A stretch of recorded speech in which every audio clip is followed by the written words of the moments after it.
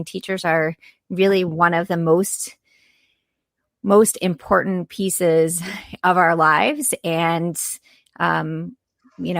let's see what happens. But I would say they're definitely undervalued in terms of, and I don't think I don't think they're undervalued anymore in terms of how people feel about teachers. I think people have realized, wow, they make such a huge impact on our children, and having to try the homeschooling piece. But in terms of the financial piece, they're not where they should be. No, I definitely agree with you and everything. And like I said, I've had teachers in my life. My mom was a guidance counselor when I was a youngster, and I mean literally a youngster. I think I was probably like maybe around 4 or 5 when she was in that field and everything, because it was right after having me and all. And I don't think she was in that field when my younger brother, who's 7 years younger than me, was born in '69. So, but I know she was definitely in that field. And one of her sisters was a teacher and a principal in both New Jersey and Virginia in terms of being in administration and all of that, because I know that she did administrative work in New Jersey, and I know she did administrative work, I'm fairly certain, in the Richmond area as well. And then I've got another aunt that is been involved in teaching, and another aunt that has been a medical librarian. So definitely teachers. Yeah. And then I've had folks in their family that have followed in those footsteps, doing teaching or being somehow involved in education. Even my younger brother works with at-risk youth. So definitely it is something that I think is very important, and we don't give it enough attention, the role of the teacher in society and all of that. Another thing that your bio talks about, and I'd love to hear you to talk about this as well, is the importance of faith. And I know that my dad's other half, his significant other, is a dancer, and she's also been involved in her Jewish faith and everything and all of that. And I knew that that's the faith that you practice and everything. But I would love to hear your thoughts about the importance of faith in your life as well. Because I said, I know Linda Bellins is out of that New York area, and I think that it's an important part of what she's about. And I know that it's important in a lot of other friends of hers and people in her life. But I'd love to hear your thoughts about the importance of faith for you. Yeah, for me, I mean, faith has been a big part of my life. I am not a super religious person, but having the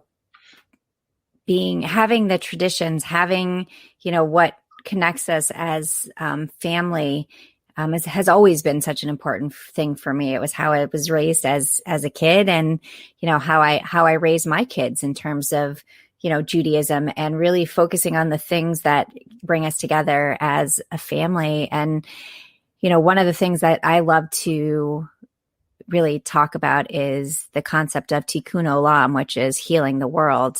And, that for me is a big part of, the philanthropic part is, making the world a better place for all people, not just, people who are Jewish, because again, we're all human, right? So, right. And we need to respect each other for exactly where we're at. So whatever religion you are, whatever, anything, we need to respect each other as humans. And I think it's so important to learn from different religions, their traditions, what their beliefs are. To me, it's always fascinating to have conversation, because obviously I love having conversations, but to have a conversation and really learn about someone else. My husband was not Jewish growing up. And when we got married, he did not convert. It was a conversation of not about conversion, but how are we going to raise the kids? That was our conversation. And the mutual decision was that we were going to raise the kids Jewish. And conversion was never a discussion. We went after 20 years. So we've been married 28 years, almost 28 years. After 20 years of marriage, we had gone on this trip to Israel, this young leadership trip with the Jewish Federation. And at first he didn't want to go. He's like, I'm not Jewish. I'm going to be the only person on the trip that's not Jewish. And I'm like, you'll be fine. Like, come on, we're going. Our friends are running the trip. We're going to go support them. And, he didn't tell anybody that he wasn't Jewish, and nobody asked the question. Like, it wasn't part of the conversation. And it was the first time he really felt like he was part of a community. He really felt how much the people around us cared. And, to him, it was like such a turning point.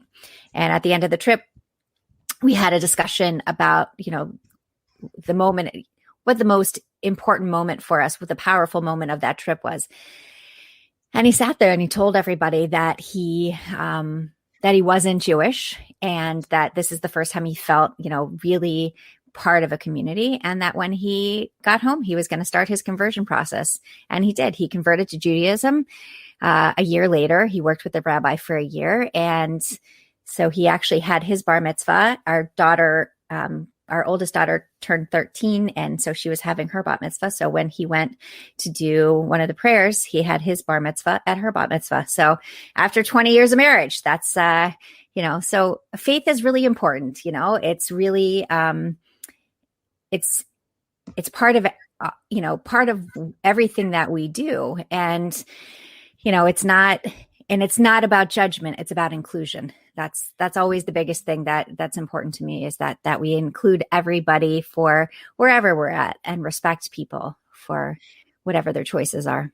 No, I definitely agree with you on that. One of the things that I oftentimes talk about on this platform, and then I was going to share another story that came from another previous episode, but that I talk about on this show, is that I oftentimes find that I don't care what the person's faith and or spirituality is, because sometimes I think that there's a difference between spirituality and religion. Like there's going to be big differences, but I don't care what the person's forms of practice are in terms of spirituality or religion or whatever. But it seems to me that the core principles are the same. It's sometimes when we get caught up in the extremism of any of the faiths, whether it's Christianity, Judaism, Islam, Buddhism, it's a number of the other ones as well. But the core values are pretty much the same, which is respecting your neighbor, respecting your mother and father, and a lot of the other things. But it seems to me that where we get caught up is in when we get the extreme kind of things. But if you look at like the paradox of our ages, which I've got on my wall, which is kind of a Buddhist thought and everything, and I'm not a Buddhist or anything,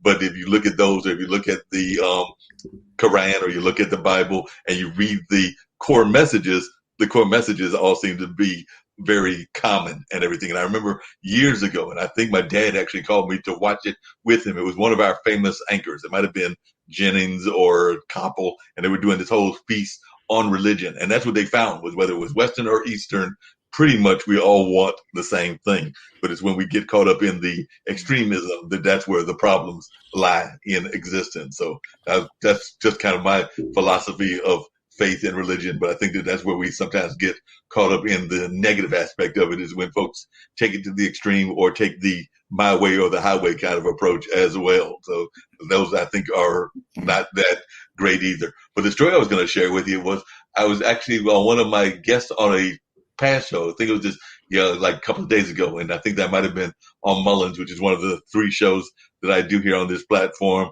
and everything. There was a young lady that went on a trip similar to your husband's, but she went on a trip of all couples, and she was the only single person. So like I said, she actually enjoyed the trip. They enjoyed her being there, but they were all people. She didn't realize it because they had just told her to come on the trip. And I think that at the time she was living out in the West Coast somewhere, and they were like, just come to the trip and everything. But she said that she actually enjoyed the trip, even though she was the only single person there and everybody else was matched up. But she actually found herself doing these really adventurous things and really enjoying things that she never would have done in life before, including like having some delicacies that, we might not consider delicacies in the West and everything. But she enjoyed the trip, but she was not part of the group dynamic in terms of what they were structured as, because it was, like I said, it was a couples retreat, but they invited her, and they didn't. And I think she said she was the only one that was not coupled up, but they thoroughly had a great time, and they took care of her and all of that. But she had a great kind of enjoyment. So it sounds similar to what your husband went through. Yeah, for sure. And I think, again, I think we end up sometimes in situations where we're like, oh, okay, like, what do we do? And what we do is we enjoy ourselves, right? We are authentic, so that, people learn who we are, and, we enjoy our interactions. And that's what worked for him on this trip. And, again, it was a shocking a shocking revelation at the end of it. I was not expecting that. Again, 20 years of marriage, and there he decided, again, evolution, changing where you are, changing what you want. And it was a pretty cool thing, and it sounds like it was a great thing and a very cool thing for y'all to share that with each other and all of that. It sounds like it was truly amazing. Now, you, in one of your episodes of a podcast that you were part of, had a subtitle in terms of what the podcast was, and it was actually earlier this year, and I'm kind of curious about it because I think at one point I might have had some of those same unlikely neighbors that you don't necessarily want in your house or your apartment, around your house or your apartment, but you had an episode in the early part of the year, kids, 2 shoes on the wrong foot. I don't know why you have 2 shoes on the wrong foot, 1 minivan, and a family of rats. Most people would try to get rid of the rats, but it seems to me that y'all trying to find some kind of way to have a common bond to kind of like stay in the environment. So did you not like try to push the rats out or? Oh yeah. No, the rats were like that's a marketing piece. That is.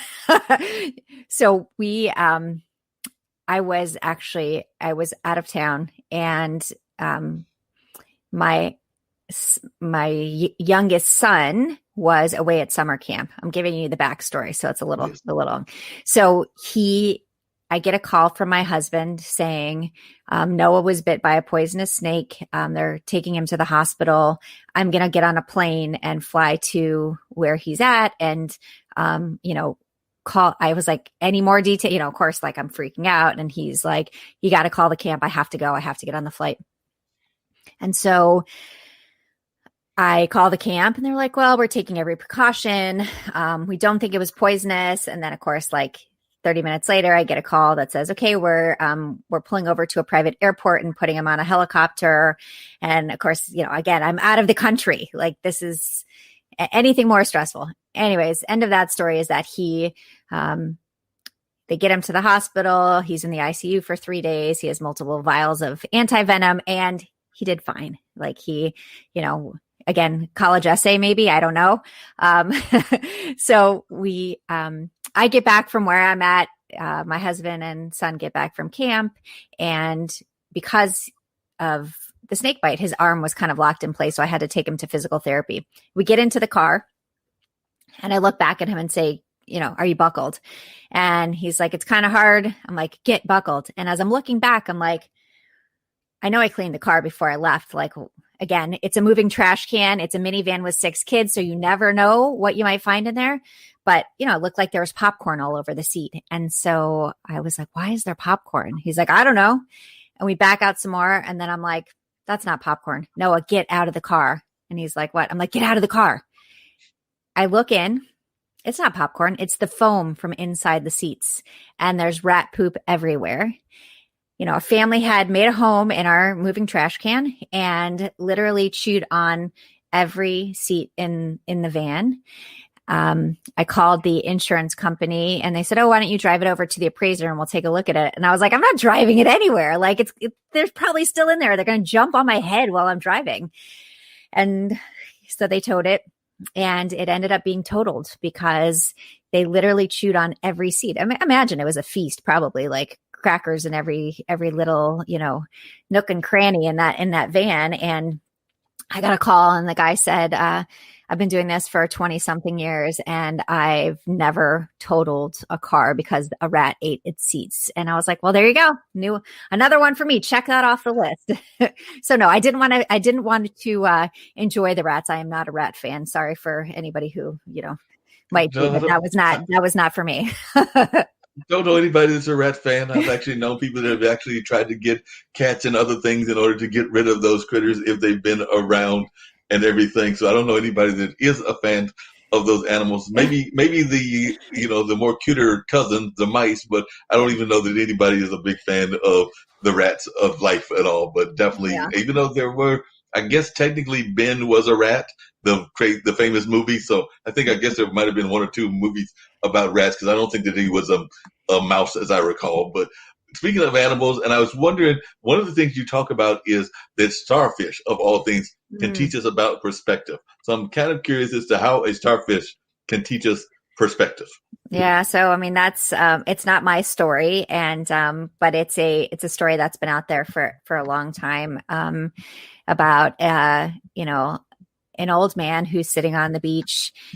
He would go there every morning to write his stories. And one morning he was out on the beach and he sees a young boy walking down the beach and stopping every few feet and throwing something into the water. And what the old man realizes is that the young boy is, stopping, and there's thousands of starfish all over the beach. And so the young boy is stopping and throwing one back in and walking a little further and throwing another one back in. And the old man says to him, like, there's so many of them, you can't save them all. What difference is it going to make? And so the little boy picked up another one, threw it into the water, and he said, well, it made a difference to that one. So, I think that I love that story. I've loved that story my whole life, because I think it is, that whole idea of perspective, and that, yes, so again, going back to the little things we were talking about before, the little things that you do every day really do impact the world. And so whether it's one starfish or 1,000 starfish, that one starfish or that one person that you impacted is better for it. And so I like I said, I love that story. And from the moment I read it, I thought, okay, this is something that I will always read to my kids, and also, refer to it in my book once I decided to write a book. Yeah. And I want to learn more about the book. I definitely want to learn more about the reason that you went on climbing Mount Kilimanjaro. Not everybody gets to do that and everything. So I'd love to learn more about that. But I wanted to bring in another one of my guests as well, because he's actually in the process of writing or starting a magazine here in North Carolina and all of that. So I want to bring Kyle in. But while I bring Kyle in and everything, I would love to have you share a little bit about your journey with Mount Kilimanjaro and what even got you to go on in this journey and everything. And glad to have you here with us, Kyle. I'm sure that I want to get into your story as well, but definitely been having a great conversation with Simone, who's been sharing her journey on a number of things and how she is a great motivational speaker, but she's also had some great adventures. One of them, climbing Mount Kilimanjaro. I'm sure there are others that we need to learn about as well, but that's the one that I definitely saw. Yeah. So, when people ask me, was it a bucket list item? Not at first. That was kind of like, it just was one of those things that happened. And I'm a big believer in, when an opportunity comes your way, you say yes, even if you have never climbed a mountain before, or you've only gone camping like twice, or, all of these kinds of things, and you're not in the best of shape. But, these are all things that we can work on. And so we had a friend who climbed it the year before, and he actually asked my husband, hey, do you have any interest in this? And the way my story goes is my husband said, 1, 2, 3, no, thank you. Call Simone. He doesn't have the same story as me, but I like my story. And so they did. And I said, yeah, I want to do this, because it wasn't just climbing Kilimanjaro. I was raising funds for the Live Strong Foundation. I was going with a group called Survivor Summit. So several of the people on the trip, there were 16 of us, several of the people were cancer survivors, or we were climbing in honor of family or friends who, had cancer, who had, whether they were in treatment right now or had passed away. And so it was a really powerful trip. And so from the second I signed up for it, I said, I'm going to do this. Like, this is, I'm going to work out, and I'm going to, get myself in shape, and, I'm going to do this. And I believe in myself. And that's what I did. And again, going with this group, they were, you want to talk about motivation, you want to talk about inspiration. Like, these people were amazing. And so you didn't look back for 2 seconds. You just said, I'm, 1 foot in front of the other, moving forward. And, 5 days up, 2 days down. And, our entire team did it. And so when someone says to me, like, that they can't do something, in my house, can't means won't. So we don't use that, because it means you're not even going to try. And so I changed the narrative. When someone says to me, oh, I could never do that. Well, do you want to do that? Well, no, I would never want to climb Kilimanjaro. Okay, then say you don't want to do it. Not that you can't do it, because you can do it. Like, if you work hard, you got to work hard. You can't just say, I'm going to do something. You have to work hard. You can do it. Anyways, that's Kilimanjaro. No, I agree with you there, and it sounds like a great philosophy. Now, I did have a ex one time that tried to get me to do something that was not going to be on my list of things to do just because, and in my case, it wasn't because I couldn't do it. I know I could do it, and I know I probably would succeed, including even pulling the string that gets you to the ground safely and everything. But I did not want to do skydiving just because I like being on earth and on the ground, and I don't necessarily want to even have the possibility of going splat. So, like I said, I chose not to do it, even though they asked me a couple of times if I was going to join them on those skydiving endeavors. But no, I think I'll stick on the ground level. Now, climbing the mountain, I might go for, or even going like whitewater rafting or some other things that might be on that danger tip and everything. But I just decided that I was going to pass. So I don't know that it was a can't or a won't. It was just a I'm not. That's okay. You didn't want to. Right. I did not want to. That's a different story. So yeah. That's a whole different story. I wanted to bring Cal into the conversation because one of the things he does, and I'm sure you might even have some advice for him as well, is Cal is in the process of starting the way his dad, and I've known his dad through the world of low power radio stations and things of that nature. He's starting a magazine that's going to be like a cultural magazine here in North Carolina. So it's going to explore a lot of our cultural stories, some of our other stories as well. And Cal, I want to say, is probably in his late 20s or early 30s or somewhere around that age range. And I think his partners are as well. So definitely I'd love for you to share a little bit about this journey of this magazine. And has this been always a dream of yours that you've always wanted to do a magazine? I know your dad's been involved in the radio, so he's been involved in media. So you've definitely grown up around media, but has this been something that was one of those bucket list things that Simone was talking about? Or is this something that you just decided that popped into your mind and you're like, I got to go do it now? How did this whole concept of a magazine come about, and what kind of ways are you going about creating this magazine?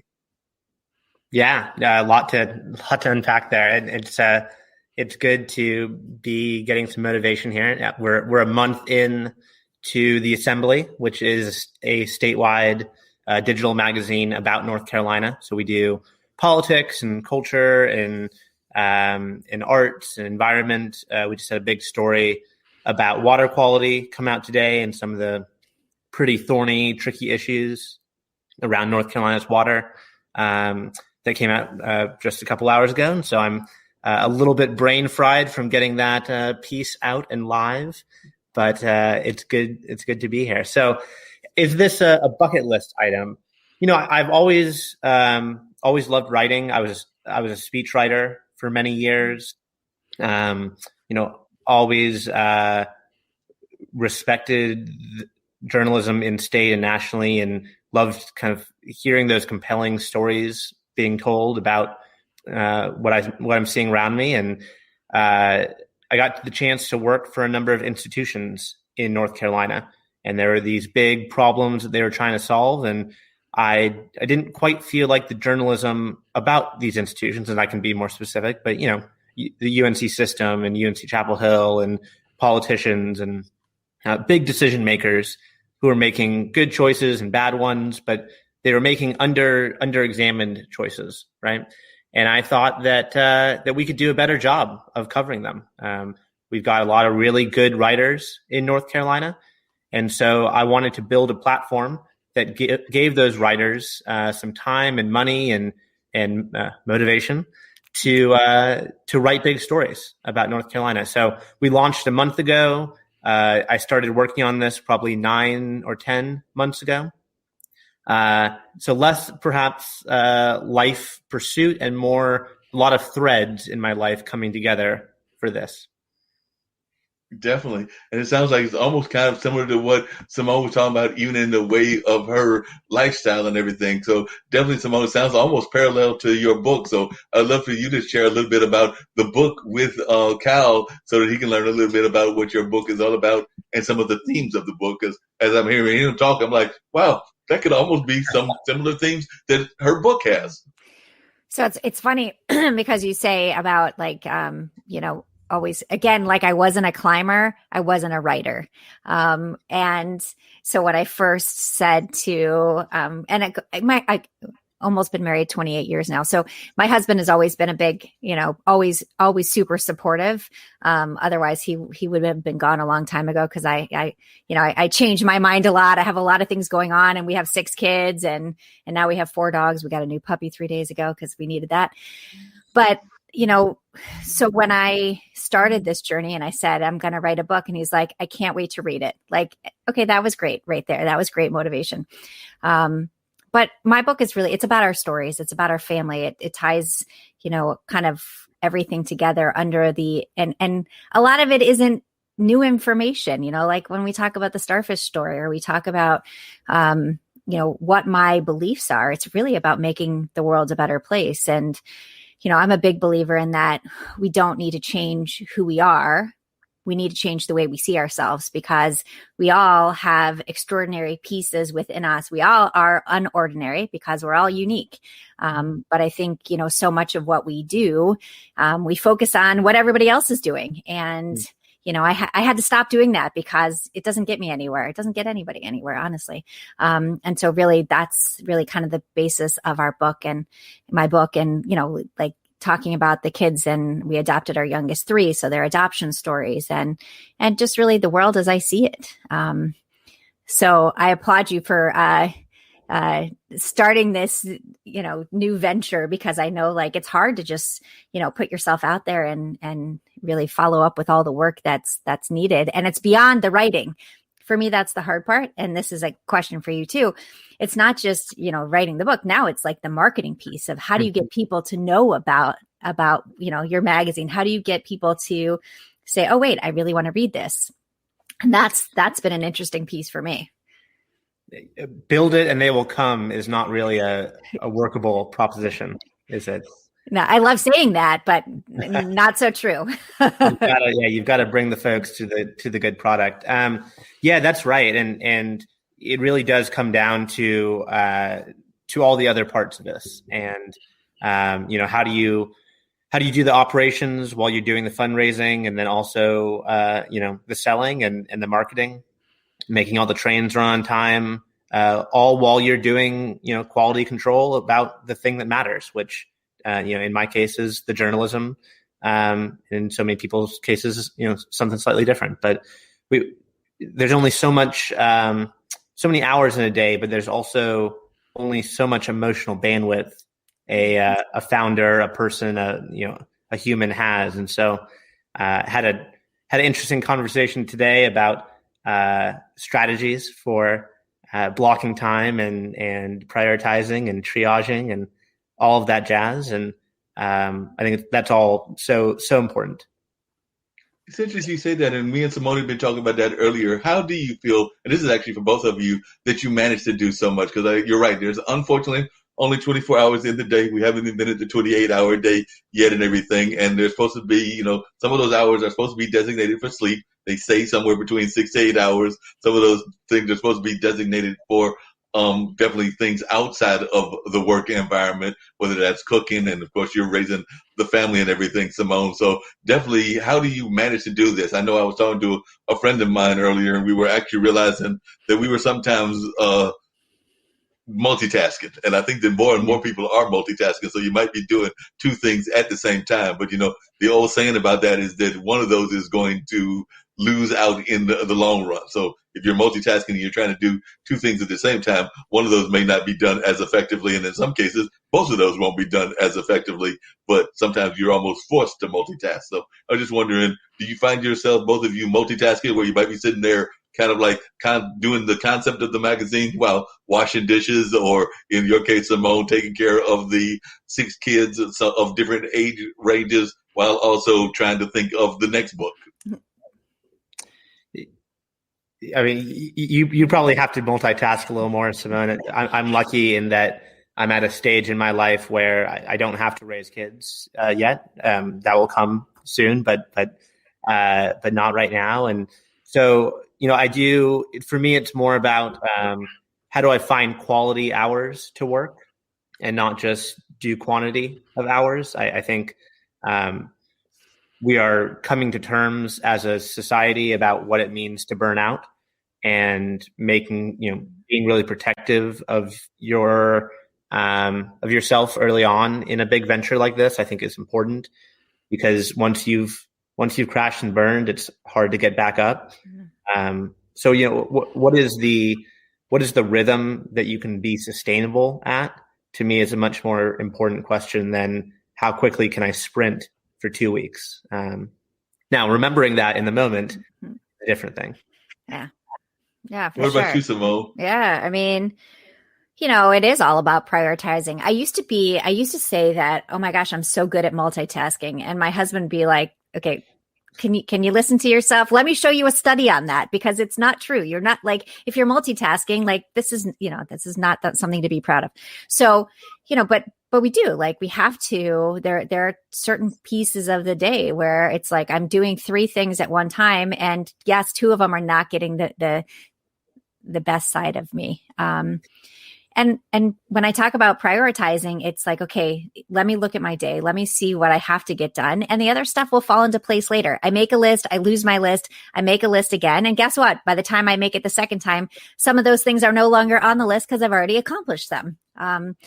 But I now make my list on pink paper, because that way I really don't lose it, because it doesn't get it doesn't fall into place with the kids' assignments and stuff. I like that. I'm gonna buy some pink paper. Yeah, it's actually very effective. It's funny. I'm like, oh wow, it's the same list that I've had for like 3 weeks now. It's still there. But I think that we do have to prioritize stuff, like what matters in my day. I had a friend once say that someone came over and she was like, my house was a mess. And I was like, okay. And she said, well, what I've told people is that if they want to come over and see my house clean, come on Wednesday, because I have someone cleaning my house on Wednesday. If you want to come over and see me, come any day of the week. So really, realizing what I need to get done that isn't gonna, obviously anything with the kids in school that has to get done.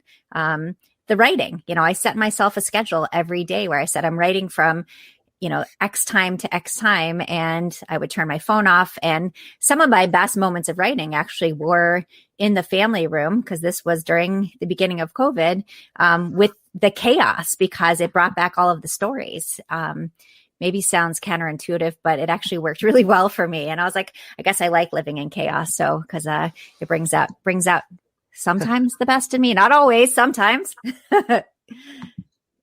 And Kyle, that actually raises an interesting question. I'm assuming that the magazine, or at least the beginning of the magazine, was started during COVID. So what was that like, trying to create this magazine in the middle of a pandemic? So like I said, you decided that you wanted to create this magazine in the middle of a pandemic. Maybe it was right before and all, but what was that like, even trying to create this as we've been having everything pivot, as the new people's favorite word is? Yeah, pivoting. So it really started in earnest this summer. I kind of refer to it as the doldrums of the pandemic, as we were figuring out that, this was here to stay, and thinking about all the things we couldn't do, but that kind of adrenaline rush, for lack of a better term, of the first few months was kind of wearing off, right? And at the time, I had been a freelance speechwriter. I had worked for folks across the state, and I was thinking about, well, what was next? And I think what the pandemic did for me was gave me a lot of time to think, as during a pandemic, less people are saying interesting things. There is less of a need for, say, someone like a young, spry speechwriter to help them say those. And so it was a quieter time for me, right? And your brain has to do something to fill the space. And my brain kept thinking about, well, what's my next big thing? So the pandemic definitely helped lead to this. It's strange launching a big thing that's built around networking, where you can't shake people's hands and can't be in a room with them. On one level, it has been helpful, because I can talk to someone in Wilmington the same day as I talk to someone in Asheville, and neither of them feel like I didn't put in the effort to come see them because I don't like them, right? It's kind of built in that we'd be Zooming. But there's a certain intangible that I don't have, right? Because I haven't shaken all these folks' hands. And so that's been tough. But I would say pandemic is some motivation. Yeah, it can definitely be a great motivation. And I'm even sure that it's helped you as well, Simone, in terms of like, because I do hear a lot of people thinking that they're actually doing more things. I think that they've said that probably more entrepreneurs have been born out of this pandemic, and definitely more media outlets have been born out of this and everything. So I was just wondering your thoughts as to how the pandemic has affected even your own work and your own work ethic. Yeah, I mean, I think it's changed so many things for me. Going back to what Kyle was saying about not being able to shake people's hand, it's really hard to, have a book launch when you can't you can't go sit in bookstores and those kinds of things. But, it has opened up, the realization that we can do so much over Zoom. Not that people love it. There's parts of it that I really do like. I mean, there's a huge time savings, just what Kyle was saying about traveling to these different places that, so I think that looking forward, I would imagine that we're going to have a combo deal from now on. It's not going to be that everything will be completely in person or everything will be completely virtual. We'll be able to work it out to a point that people will accept, both of them, and one won't be less than the other. But yeah, I mean, I definitely, I had a lot of time, we were locked at home, and it might sound crazy because yes, the kids were doing their school virtually, but they were doing their school virtually. So I had time. I wasn't driving to school. I wasn't, flying to some other event. I had all this extra time where I was like, okay, I can sit here and, do this work and maybe even get it done a little bit faster than I would have because I don't have all these external pressures. And even things like going out to dinner, right? Like, those things were off the table for a year. Except I live in Florida, and Florida really is, we're a different kind of place, right? Like, but we didn't, one of our, kids has Crohn's. And so, we were really concerned that, with an autoimmune disease, if one of us gets sick and brings it home to her, what's going to happen? So we were really super careful of not going places. And so I think a lot of me has changed from the business standpoint, but also the personal standpoint. The things that matter to me, have changed a lot. So. Yeah, definitely. I want to get to, and I definitely want to talk to Cal about something else as well. But with you, Simone, you mentioned that you have 3 kids that are you and your husband's, but you've also adopted. So I guess it's about half and half adopted and half not adopted and everything. But what is it about adoption that was important to you? Because I do think that a lot of times people don't think about adoption or foster kids or a number of other things that are out there. And I sometimes think that we don't give them enough due. And I know that my brother, before he had my 2 nephews, he fostered a couple of kids. He definitely didn't adopt anybody, fostered some, and I've got friends that have adopted kids from around the world. So what is it about adoption that for you is important? Because it definitely seems to be part of your narrative is the fact that you are not just a natural mom, but an adoptive mom as well. Yeah. I mean, I think that, when we started this process, it was, there's just so many amazing kids in the world waiting for a family to love them. And, we felt like we could be that family. And, just like talking about when we were talking about, religion, that I respect people for exactly who they are. And that's kind of how we look at our family structure as well. It doesn't matter if you're biologic, if you're adoptive, like we're a family, right? Like we all have like the different things that we bring to the family, but in terms of our value, we're all equal. And, so I think it was really important to us when we said we wanted to continue building a family, that growing our family, that, we looked at other avenues, and that was the right choice for us. So we have our 16-year-old and our 13-year-old are from Ethiopia, and our 14-year-old is from South Korea. And I can't imagine my life any other way. And it's really opened my eyes to, the world, to so many things, to, people in general, and to love, like the power of love, like what an impact you can make just by loving someone. And not to, what do you say? And I actually think that it's a great thing that people are able to be adopted from different cultures and everything. But what do you say to those that say that it's not fair for you to adopt somebody from, say, an African country or an Asian culture if you're not part of that culture? Because I have heard that argument put out there and everything. So I'd love to hear your thoughts about that, because I have heard people say that, you don't necessarily, and I'm just using the example of hair. You don't necessarily know how to handle the hair of, say, particularly say an African American youth, not so much somebody from Ethiopia, but definitely an African American youth and all of that. So I'm just using that as an example. So what do you say when folks are like, it's great that you've adopted these folks, but maybe they should have been adopted by somebody within their own culture? So I'll take a step back and say that, first and foremost, that what would be the best thing is that if they didn't have something, horrible happen in their lives where they didn't have their family, like the fact that they had to leave their original family, right? So if we start with that piece and say that would be the best case scenario, that didn't happen, right? And that they were able to stay with their biologic family. Okay, that's not the case for my kids, right? So, and again, going back to that, we're all human. I mean, I treat all of my kids, with love and respect, and their cultures are important to us. So those are things that we talk about, and that they're proud of who they are. They're, when we talk about color, we see color and we respect them for exactly who they are. It's a hard conversation to have because, there are way more children waiting than there are families to adopt them. So I think if we start looking at those statistics and saying, okay, sure, should my son, be adopted by a Black family? Okay, great. Was he? No. Was that even an option at the time? No. So, we're the perfect family for him. Like, we love him. We care for him. And to me, none of that other stuff matters, because we make it so important in their lives that their culture, that, their skin color, that all of these pieces about them are part of who they are. We're not taking anything away from them. We are building them up. Yeah, that makes a lot of sense.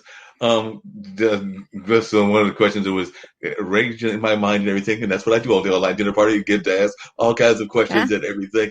But Cal, one of the things I was curious about with the magazine, and I was just wondering your thoughts, and this is actually taking another pivot and everything, but I do know for a while there that there was a push in conservative media and everything, and there was all those great conservative media outlets, including one that recently passed away and everything. But I don't know that we saw enough from the liberal and the moderate community, even in our state of North Carolina. So is that part of the reason that was in your thought pattern when you created this magazine and everything? Because I do sometimes think that we haven't always, in the, I'll say, the progressive side, done a great job of stating our own cases. So I was wondering if that was part of the reason of your wanting to create the magazine, so that we can actually state more of our cases, whereas some of the other magazines were already stating their case.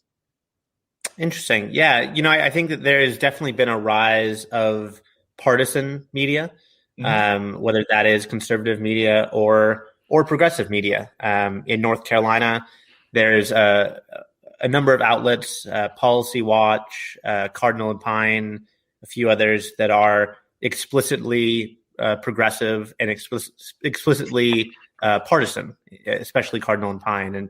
And that's not what we're doing. We are here to be reflective of the state and do stories about power in the state. And the nice thing about North Carolina is that both Democrats and Republicans have power. And so there's a lot of storytelling to be done really across the spectrum. We try to, come at this not down the middle per se, but based on what the reporting of the story tells. All that said, I think that there has been a rise of, from the left or from the right media, and we have to think about that. And that has some implications for how people trust media, has some implications for how people see storytelling and reporting. And so our answer is, well, let's be really transparent. Let's kind of center the writer, right? And let the writer and reporter really talk about the reporting process, so people know where the story is coming from. And so far we've seen a pretty good response. Sounds great. Sounds like y'all getting a definite response, and a definite great response in that sense and everything. But one of the things I was curious about, and this is my description of North Carolina, but I would argue Florida is the same. So I would like to hear y'all's thoughts. But I oftentimes tell people when they tell me about North Carolina politics that North Carolina is probably one of the most schizophrenic states of all. We're the state that elected both Jesse Helms and Terry Sanford, and we elected both Governor Cooper and McCrory. So, like I said, we've kind of fall against the spectrum on both sides, depending on how the votes fall and everything. So I've always found us to be very much of a schizophrenic state. I would argue the same about Florida, the only state I know that's got like maybe 3 or 4 different dimensions, depending on whether you're in the southern part, which is very heavily Latin influenced and things of that nature, or if you're in the middle around Orlando, or if you're over there by the military bases of Jacksonville, and we won't even talk about the Panhandle. So y'all got like about 4 or 5 different regions all in one state and everything. But I'd love to hear from both of you your thoughts about your individual states. So I'll start with you, Simone, but that's just kind of my perception of Florida, and definitely how I felt North Carolina has always been politically schizophrenic. I'll start by saying I love Florida. But yeah, I mean, we have like weird things going on here, right? And it's since I've been here, it's always been, complicated. We can say it like that. It's been complicated. When I just go back to, the shutdown, when we, for the pandemic, like we had a few weeks, right?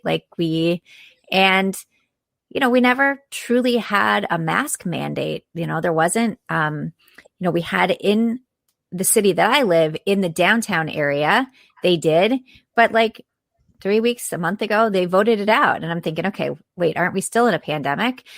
But even when you do have it, do have these things going on, people are doing their own thing. Like, you walk into a store and there might be a sign that says, wear your masks. And I don't know, half the people aren't. And, Florida's a different bird. And in terms of politically, like it is fascinating how it's broken up into these different areas. And, we have our own, I typically don't talk politics because I always feel like I don't want to talk about things that I don't know enough about to really, follow up my beliefs with a stance and accurate data. But it's fascinating walking around, taking a walk, during the election, walking around and seeing, I didn't realize who supported who. And it was pretty eye-opening to see, what happens around this state and how different we are. The fact that everybody is, again, we're in a pandemic and it is packed here. It is crazy. Like you can't get if you want to sit out on the patio. I've gone out to dinner one time. So I said I wasn't going out to dinner. I went out to dinner one time, and that was last week. And we sat on the patio. You can't get a reservation anywhere because everybody's here. Everybody comes here because it's open, right? Like the whole, people are at, all the amusement parks and the different restaurants, and the beaches are packed. And, you question some of like the why behind it. But it's because, if you want to say we're schizophrenic over here, but Florida's a good place and I love living here. Oh yeah, Florida's definitely a great place. I miss going down there. It's been a while since I've been down there. I used to go regularly down to the American Black Film Festival that's held in Miami near the South Beach area. So definitely love that area. I need to get back to it. It was actually earlier today, and this is actually going to come to a question that I'm going to ask Cal. But first, I want to hear his thoughts about North Carolina. But then I'll get to the other Florida part of the story. Sure. Yeah. North Carolina, complicated is a great word, Simone, right? And we feel that here too. I've heard the state described as a progressive plutocracy, where you have some strong controlling business interests that have a bit of a progressive bent to them, historically speaking. But it's not what we would think of as today's Democratic Party stretching back for a while, right? We are definitely a conservative state socially, and that has yielded some very interesting senators over the years. We have a strong history of electing Democratic governors and then sending Republicans to Congress, right? And so, yeah, it's a place that is going to be interesting for a long time. We're going to be a swing state for a long time. We've got some folks who are going to be seen as navigating national waters, right? Mm-hmm. Roy Cooper is someone who's seen as a very interesting political case for how he won election in a state that Trump also won, right? So, it's an interesting place. We could dive deeper in if you want to, Mark. Yeah, definitely, because one of the interesting characters who I know has got some national implications, but I'd love to know your thoughts. Do you think that there is a national place for Reverend Barber? Because definitely he's got this whole campaign he's doing similar to what Martin Luther King did, and there have been people that have put him out there as a national figure, even though he has not run for any office as of yet. But that, as of yet, who knows whether that'll happen yet or not. But what are your thoughts? Do you think that he will be kind of like an MLK and just be kind of a moral leader, or do you see him ever having a political office? I will start by saying I've never had the pleasure of meeting Reverend Barber in person. I've certainly seen him speak a number of times. I don't hear him rumored as a Senate candidate or a gubernatorial candidate. I know he believes deeply in almost non-political power building, is how I've heard it described, right? And clearly he's sees politics as very important, but I think he also sees what he's doing as a little bit larger than that. And so, I think he is doing something big. We'll see if it has the same punch in a place where people really do get drawn to the political fighting rather than maybe some of the larger movement building. But he is a powerful figure, and he just did a series of talks with the DHHS Secretary Cohen, around access and vaccine access and equity. So he's continuing to play a big role here in North Carolina as well. Yeah, he's definitely playing a big role here in North Carolina and everything. And I'm thinking that one of the things that I've loved is, and keeping it just slightly on politics, and I'll get off of the politic train and everything, is one of the things that I've loved about what the current administration is it definitely seems to be a very diverse administration. Like I said, we definitely had the VP be a woman of minority descent and all of that. And then we've had Deb Holohan, who's the first Native American put into a position, Department of Interior, and a number of other groundbreaking kind of offices like that. So as a woman, Michael Reagan, Mark, from here in North Carolina. Right. Michael Reagan is first Black man to lead the EPA, and so we'll see how he does there. Yep, definitely. So as a woman leader, Simone, what has your thoughts been about the direction of the way that you're seeing the country go, say, in the first less than 100 days of the administration? Are you feeling comfortable about it, or do you see some things that you would like to see done differently? And did you get that stimulus package? I know I got my check, so I don't know if everybody else got theirs. So the fact that we have a woman vice president, for looking at my girls, and now, of course, my daughter Millie, who's from Ethiopia, she's like, well, I can't go into office. So, because I was adopted from a different country. She's like, but maybe they should change that rule. And I was like, for you, they probably should. But, I think that these, we want to see more of that, especially, women are integral to, our society, to the fabric of our society, to our businesses, to our lives, to, and we should, be in these positions because, and the women that are there and the women, like, they've earned this, right? So, I think that there's definitely things that I look at and think, that still needs to be changed. There's a lot of things. If we talk about just women, I'll tell a quick story about my mom. So my mom grew up in rural Pennsylvania. Her mom had a 6th grade education. Her dad worked in the coal mines and a local brewery, and she knew from an early age that she wanted to be educated. She started working for another family at 13, saved all her money, and she got into the University of Pittsburgh, and she worked 3 jobs while in college, and she got into medical school, and she was one of 5 women in her medical school class and graduated in 1965.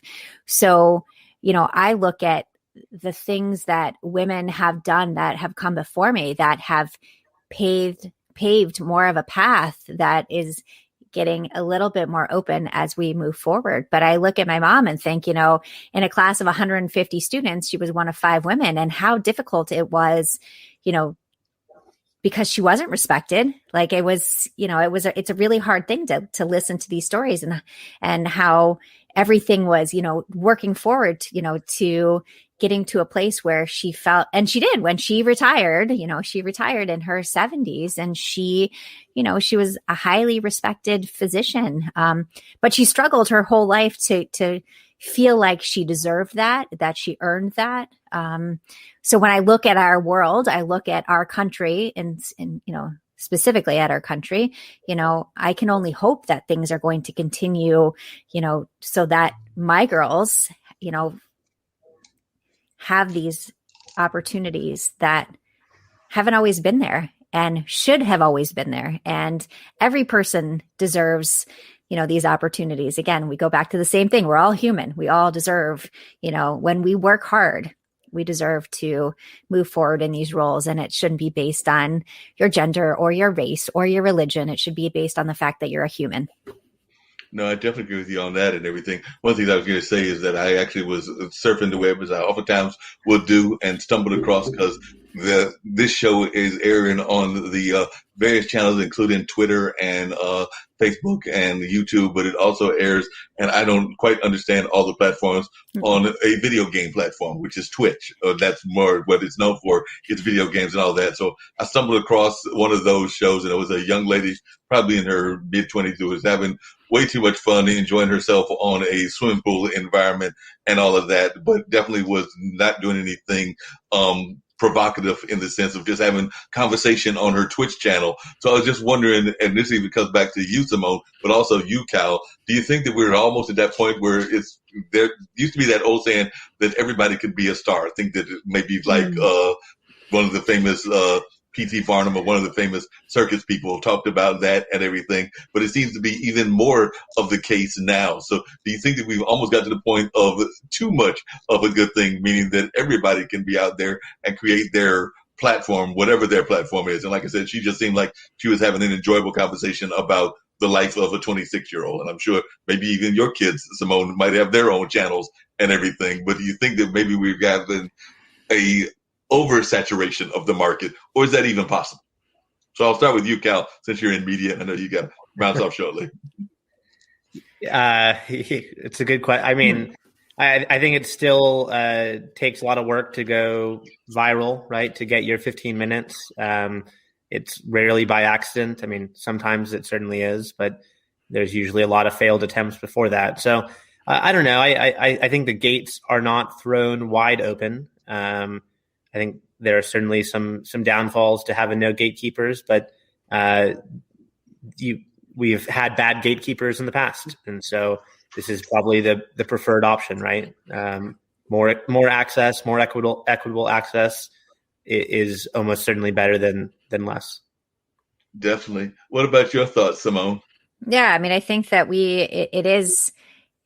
it's just a different route, right? Like, again, if even talking about like publishing a book where it used to be you had to, go through, the big publishers versus self-publishing. So, some of it I look at and think, seriously, like, this is what they did to but honestly, good for them, right? Like if there's people that want to watch what they're doing, if people are interested in that, great. I mean, usually that's not me, but I think that it's it's an important thing to respect people that, that they've worked really, whatever they've done, people are following them, people are interested. So, really, so why not? But yeah, my kids don't have any channels, and we're also like kind of sensitive about, what they put out there. Sometimes I see some of this stuff and I'm thinking, no, don't even click on it. Don't even click on it.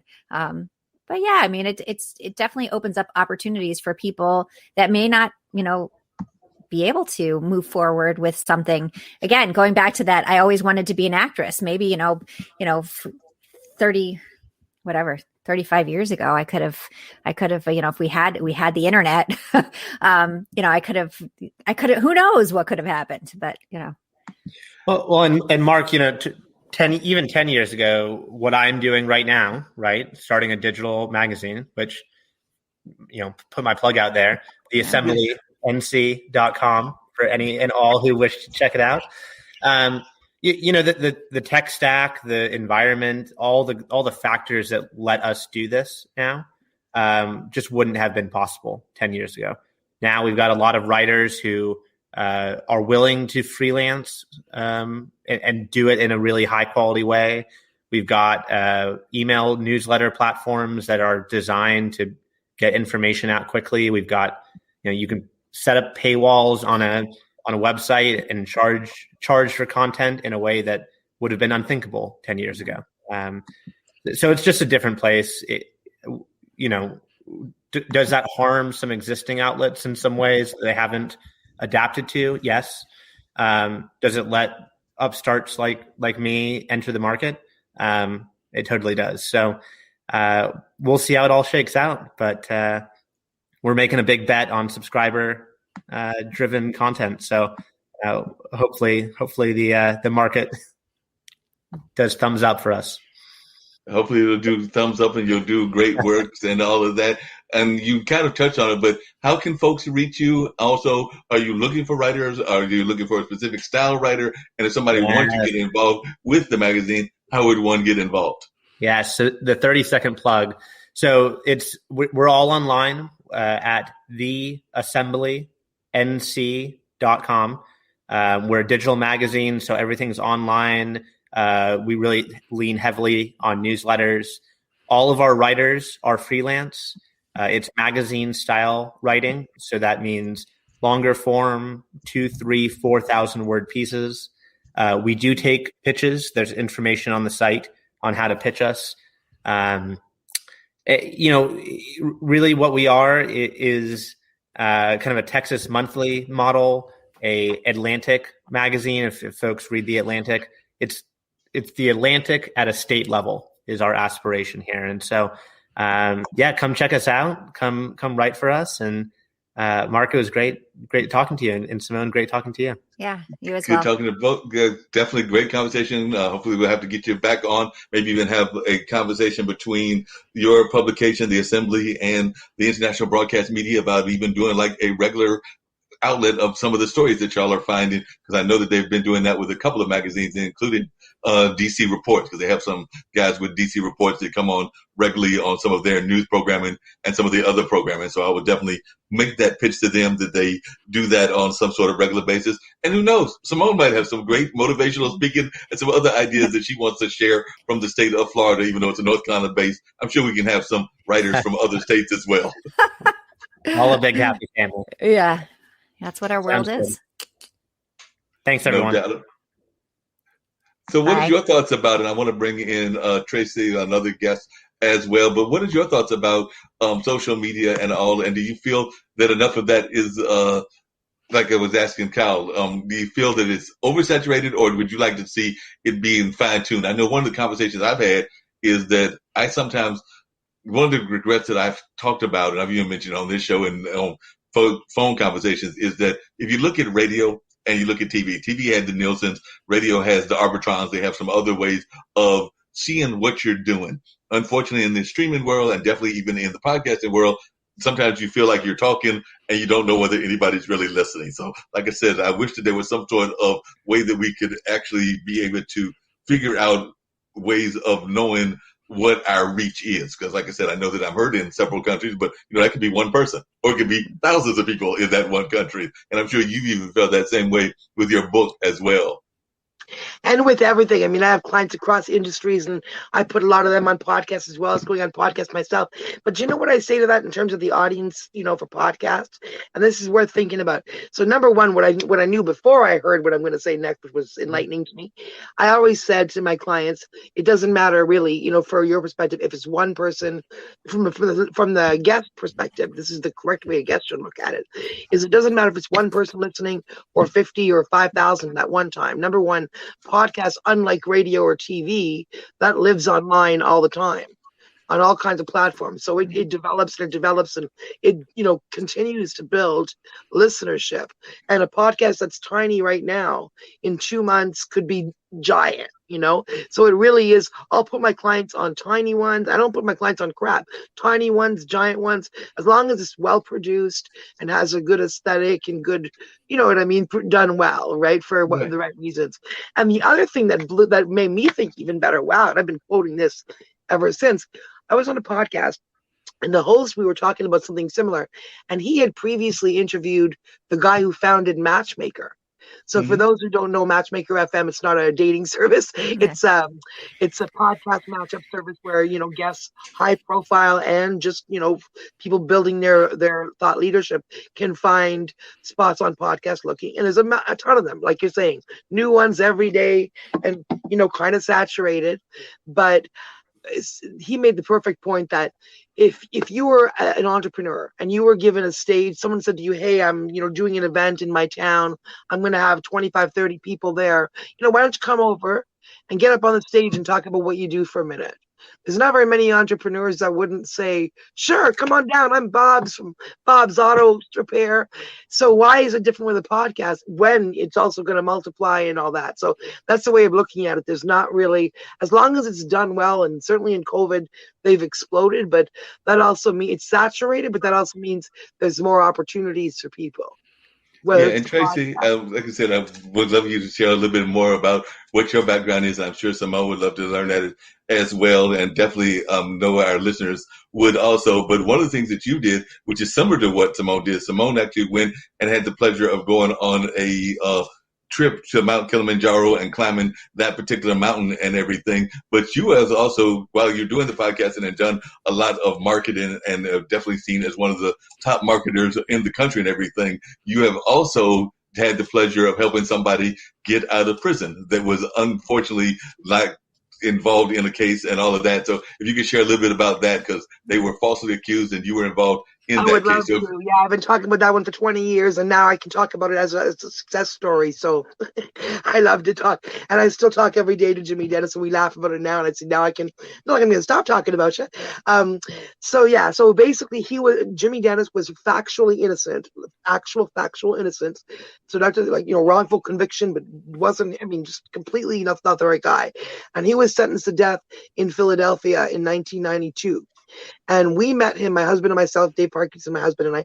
We're young activists. We'd had a local college radio show, a little bit before that. So we were kind of used to information gathering and stuff. And all of a sudden, the early days of the internet, we saw this guy. It turned out later he had paid for, it was like a pen pal site, which we were looking for things about racism and police abuse and all that stuff just to make a webpage we were making. And somehow, in the internet, we fell into this and we saw this.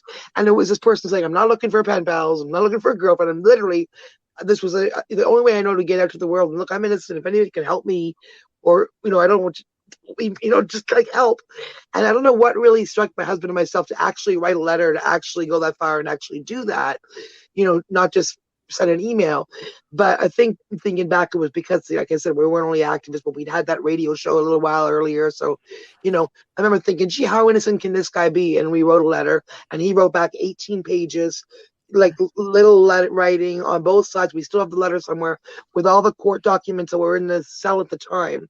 And later we ended up getting the entire court transcripts, when some people from Peoria were kind enough to go out and pay all the money. But usually this is why people can't get help, because they can't usually galvanize people to go out of their way and spend thousands of dollars to go pull up court transcripts and stuff. So he was looking, these are just regular people. And so we essentially started we were not publicists. We were like entry-level telemarketers, salespeople at the time. Never would have thought about ever building a business. We weren't trained to build a business. That wasn't in our, thinking at all. We were just going to be employees forever. But I literally learned how to write a press release to get the word out about Jimmy Dennis way back in 98. And then there was a long years, because he wasn't released till 2017.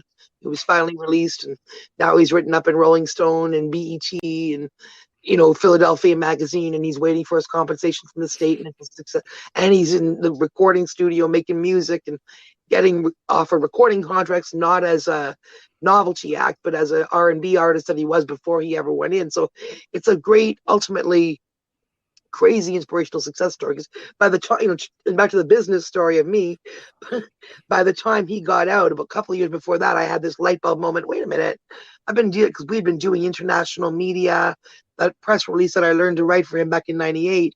While we ended up not just speaking about the Jimmy Dennis case, but delving into the U.S. death penalty and justice system. And here we were, 28 and 29, my husband and myself, no legal history, no real media history. And, there we are on court TV, on CNN, on MSNBC, on NBC, being interviewed by Catherine Cryer, by Nancy Grace, and being taken seriously on panels with lawyers. And so I suddenly realized in 2015, wait a minute, I could probably, as I'm doing another 20 sales calls about something I don't care about, it just suddenly hit me that, wait a minute, I could probably monetize the skills that I learned. Because to me, media is like nothing. I know I'd also done been asked to be the campaign manager just after that of a political campaign, the local lefties, the NDP, and I had run that and, learned to do a press release. So I really knew how to contact media and all those things that were just a mystery to most people. So it hit me, 15 years literally after I wrote my first press release. All that time we had just been doing, our sales jobs at the same time as we're getting international media, but that's just our causes that we care about. It's nothing to do with our paid job. And suddenly hit me, I would never have taken money for that, but it suddenly hit me at the skills that I built there. I could use, isn't that called a publicist? And I could start to look for clients. And I went, story's almost over. Sorry, it's a crazy long story. But, and then I was like, how do I become a publicist? So I started looking at freelance sites and all that. And I got my first couple of clients by just sort of bidding low and doing amazing work. And then Angela Sadler Williamson hired me, who's like Rosa Parks' cousin. Who had a book, right? Like a movie about my life with Rosie, about the next 30 years of Rosa Parks' advocacy and what she did until her death at 90 something.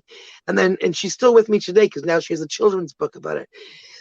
So, that gave me the confidence to be like, okay, I guess I really am in the game. I really am a publicist. And then I just kept doing it. That was, 9 years ago, LinkedIn tells me I started as a freelancer. 5 years, we built a general partnership. And in COVID, my business consultant was like, you're crazy not to be incorporated. Like, do you see what you guys are doing on a global level? You need to incorporate.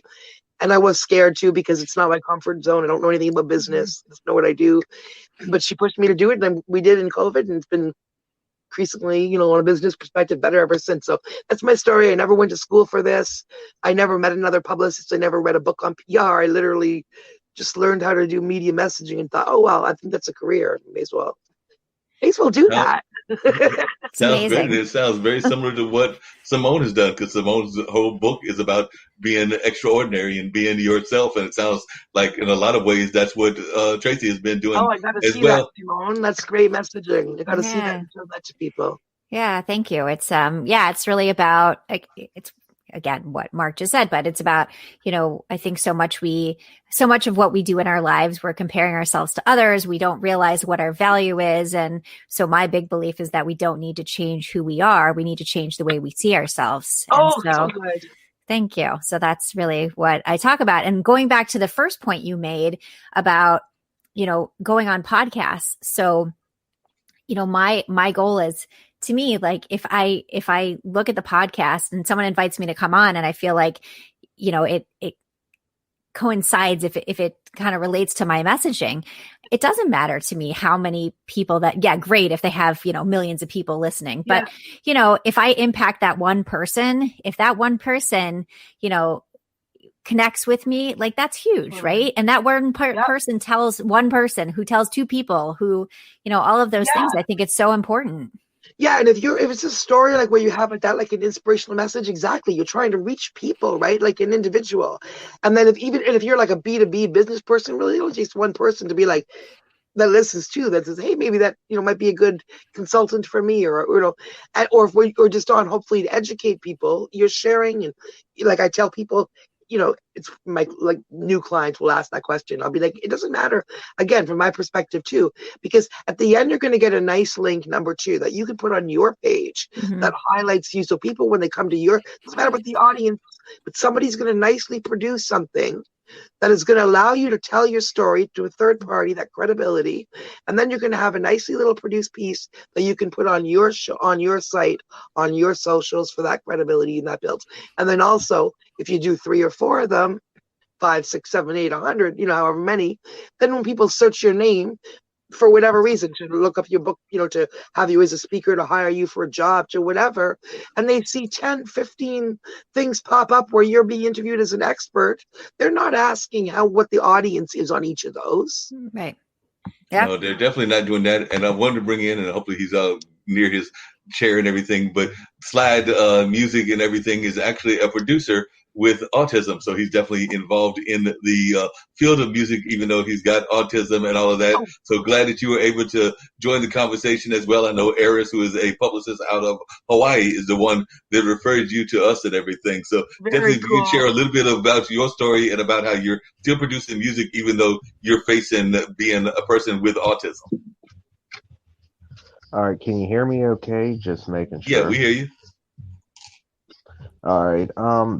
Basically, I've got autism, as specifically Asperger's, which is high functioning on the spectrum.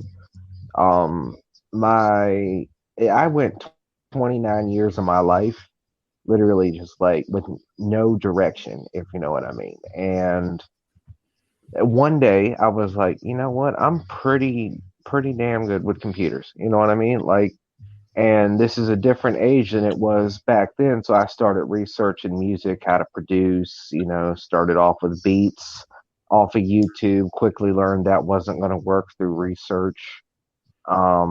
Started making my own beats, was an artist for a little while. I started full-time producing in July of 2020 because my career was going, but it wasn't going the way I wanted it to.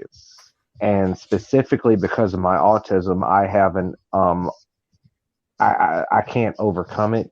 It's not a stage fright fear because I'm also a dancer. I love to dance. I'm a pop and lock dancer also. I love the crowds. I love the energy. The fear I could not overcome that was the main deciding factor in me becoming a producer is that when it comes to touring or doing shows, I wasn't afraid of the crowd. I was afraid of messing up in front of the crowd, forgetting my lyrics, something like that, and being put on the spot in front of thousands, so that won't go and work. Plus, I want it to be close to home. My mom is my biggest fan.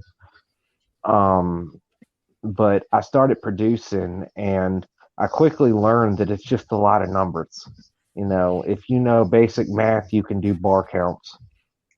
You got to match up your bars according to each instrumental stem that you get. I taught myself how to produce. I taught myself business skills. I manage myself. I promote myself. I mix all my work. I master, and every now and then I'll drop a single. But I taught myself pretty much everything in my career with some fine tuning from some really good mentors. Eris at UBO being one of them. She's taught me a lot. I've had various mentors. Alvin Taylor, the legendary drummer, he mentored me for a couple months, gave me industry knowledge, things of that sort. And I've got some really good friends out in Arizona that are DJs that have taught me a lot as well. City Boys and Jamar International, DJ Lex, and all of that. They're really good people. I wanted to touch real quick before I let somebody else talk because I talk too damn much. But you should have heard me a minute ago. But I've got a long resume. My apologies. But basically, I wanted to touch on the subject you were talking about. Can't remember your name. Bottom right corner, Tracy. Okay. Tracy, yeah. Yeah, I wanted to touch on what you were saying about podcasts and all of that and streaming and how do you know your numbers? It was summed up to me by a colleague very simply. It doesn't matter if you have thousands of viewers, thousands of listeners, millions, hundreds of thousands, or just one. All you don't need millions of people to hear your music. You need that one right person to hear it. Mm-hmm. You don't need millions of people to hear your podcast. You need that one right person. That person that's going to support you and has a means to get your name out there is that one right person. So whether it be a Very sponsorship, wise. Yeah. whether it be a sponsorship or, it be a record label or whatever, it could be a corporate entity that's like, hey, be an ambassador for our products, we'll promote you, whatever it may be, but Mhm. all I gotta say really is that my advice to independent producers and artists out there is definitely don't think it can't be done. If you put in the work, it can be done. You know what I No, mean? that's And I've very got true. some big things. Yeah, one thing I'm going to ask you, Like, Slide, is what is the ways that you give advice to others that are facing whatever their disability is? Because I know a while back I had some artists on that also are in the disability spectrum and everything, and they actually put together a comic book. And then, of course, we all know that Stevie Wonder is one of the leading people that definitely does not let his disability stop him in the case of his disability. It's his blindness and everything. But what do you tell those mhm. artists that are involved in the arts or involved in creativity that might have whatever the disability is, whether it's a physical disability or a mental disability? But what do you tell when people like that come to you and are looking for inspiration? The same thing I tell people with disabilities is the same thing I tell people with autism. You have a special purpose, in life. You can make your life what you want to make it. Your only limitations is what you set on yourself. Mhm. And you have a superpower inside of you, and you have to exploit that superpower. You have to find it. You have to search for it. And it may not come to you when you're 20. It may not come to you when you're 40 or 50 or 60. But when it comes to you, you'll just have this feeling. You'll know. And you'll know that's what you're meant to do. Don't ever let a disability get you down, because it's not a disability, it's a different ability. Mhm. Mm-hmm. I'm gonna play that. I'm gonna rewind this and play that for my son. He's almost 18 and he's on the spectrum like you. Asperger's, super smart, but sometimes he's really good at what he's interested in. But you try to get him interested in something else, and he'll be like, "Oh, I'm no good at that. Oh, I'm never gonna get married. Oh, I'm not gonna like." And I'm like, "You're just limiting yourself for literally no reason. You're smarter than most people, and you're just sitting there telling yourself a story." So I'm gonna play him that back because the way you worded that was like, and you're not mom. Yeah. You're And a I, successful like an artist. So. You can do anything you put your mind to. Like, if you just go for it. It's like asking a girl out at a bar. 4 years ago, the girl I was at the bar with 2 weeks ago, I would have choked and walked away. Okay. But I learned and I overcame my shyness and my confidence. And it took me becoming a music producer with some success to get self confidence. But you It's can all about overcome confidence. anything that, yeah, it's, now I can talk to females and women, like it's no problem. I'm not nervous around them anymore. But you have to absolutely set your mind to something. That's with anything in life, females, a career, anybody of the opposite gender, anybody that you may have a crush on, any pressure you may be feeling in life, from problems, stress, whatever. The one thing I tell artists, and this applies for more than just music, whenever you're feeling upset, get back in the studio. Do something creative when you're feeling stressed, when you're feeling upset, and vent that energy out on that creative process. Yeah, Yeah. Simone, and I'd love to hear from both you and Tracy, but he actually just touched on something very important, which is this whole concept of self-confidence. And I do sometimes think that we don't have enough of that, and we sometimes do what I call self-defeating. And I know that happens a lot of times in life. We kill ourselves or take ourselves out of the battle before we've even had a chance to fire a shot. So definitely a lot of times that happens in life. So I was just wondering if you could talk, all of you, about the importance of self-confidence, but also the importance of not self-defeating yourself. Because I do know a lot of times we don't even get into the game before knowing that there is a game. So like I said, I'd love to hear y'all's thoughts on that and everything. So I'll start with you, Simone, come down to Tracy, and then I'd love to hear from Slide Music as well. But definitely, what are your thoughts about that? Are there times that you have even defeated yourself and gone and said that you weren't going to go for this or that because you already felt that it wasn't in the cards, whether that was being on Oprah or something else that you might want to do at some point or another in your Yeah. life. I mean, completely. I mean, such a big part of where I started to where my messaging is now really was because I was, scared of failure. And so not even willing to try. Again, we talk about the can't means won't, right? That if you say that you can't do something, you're not even going to try, right? And so I think it's so important that we realize that, going back to the conversation of different ability. I also have a son who is on the autism spectrum. And, it's so important for him to have confidence in himself and not think of himself as different. Think of himself as this is who he is. Like we are all unique. We're all different from each other, right? We're all on the spectrum. I was telling him. Yeah, we're all, yeah, exactly. We're all, yeah. And so, I think that, but we go forward and we're scared to try because we're worried we're going to fail. And there's not one person out there that will tell you that they've tried everything because, they were never scared of failure. But I think failure is part of our journey. Like it's okay to fail. It's okay to make mistakes. That's how we learn. That's how we move forward. So, I don't look at it like that anymore. I did for a very long time, but now I look at it and say, okay, I'm going to put myself out there and I'm going to work really hard, back to that piece of working really hard. And if I don't get it, if I don't get that position, if I don't get in that magazine, okay, so that wasn't meant to be at the moment. And it doesn't stop me from progressing forward. It just means that thing didn't happen. Okay, what can I do next? And that's really the way I look at it. I'd love to hear your thoughts As about my that as mom- well, Tracy. And hold on a second, slide music. But I'd love to hear your thoughts on that, Tracy. But the one I was going to add to that is, when you answer this, add this element in it as well, is how do you deal not just with your own internal doubts, but there are also a lot of people that are what I call the dream stealers. They will sit there and poo-poo on your dreams all day long. And sometimes they're within your own family, your own environment and everything. They can sometimes even be considered quote unquote friends and all of that. But how do you deal with not just the self-doubt, but the dream stealers?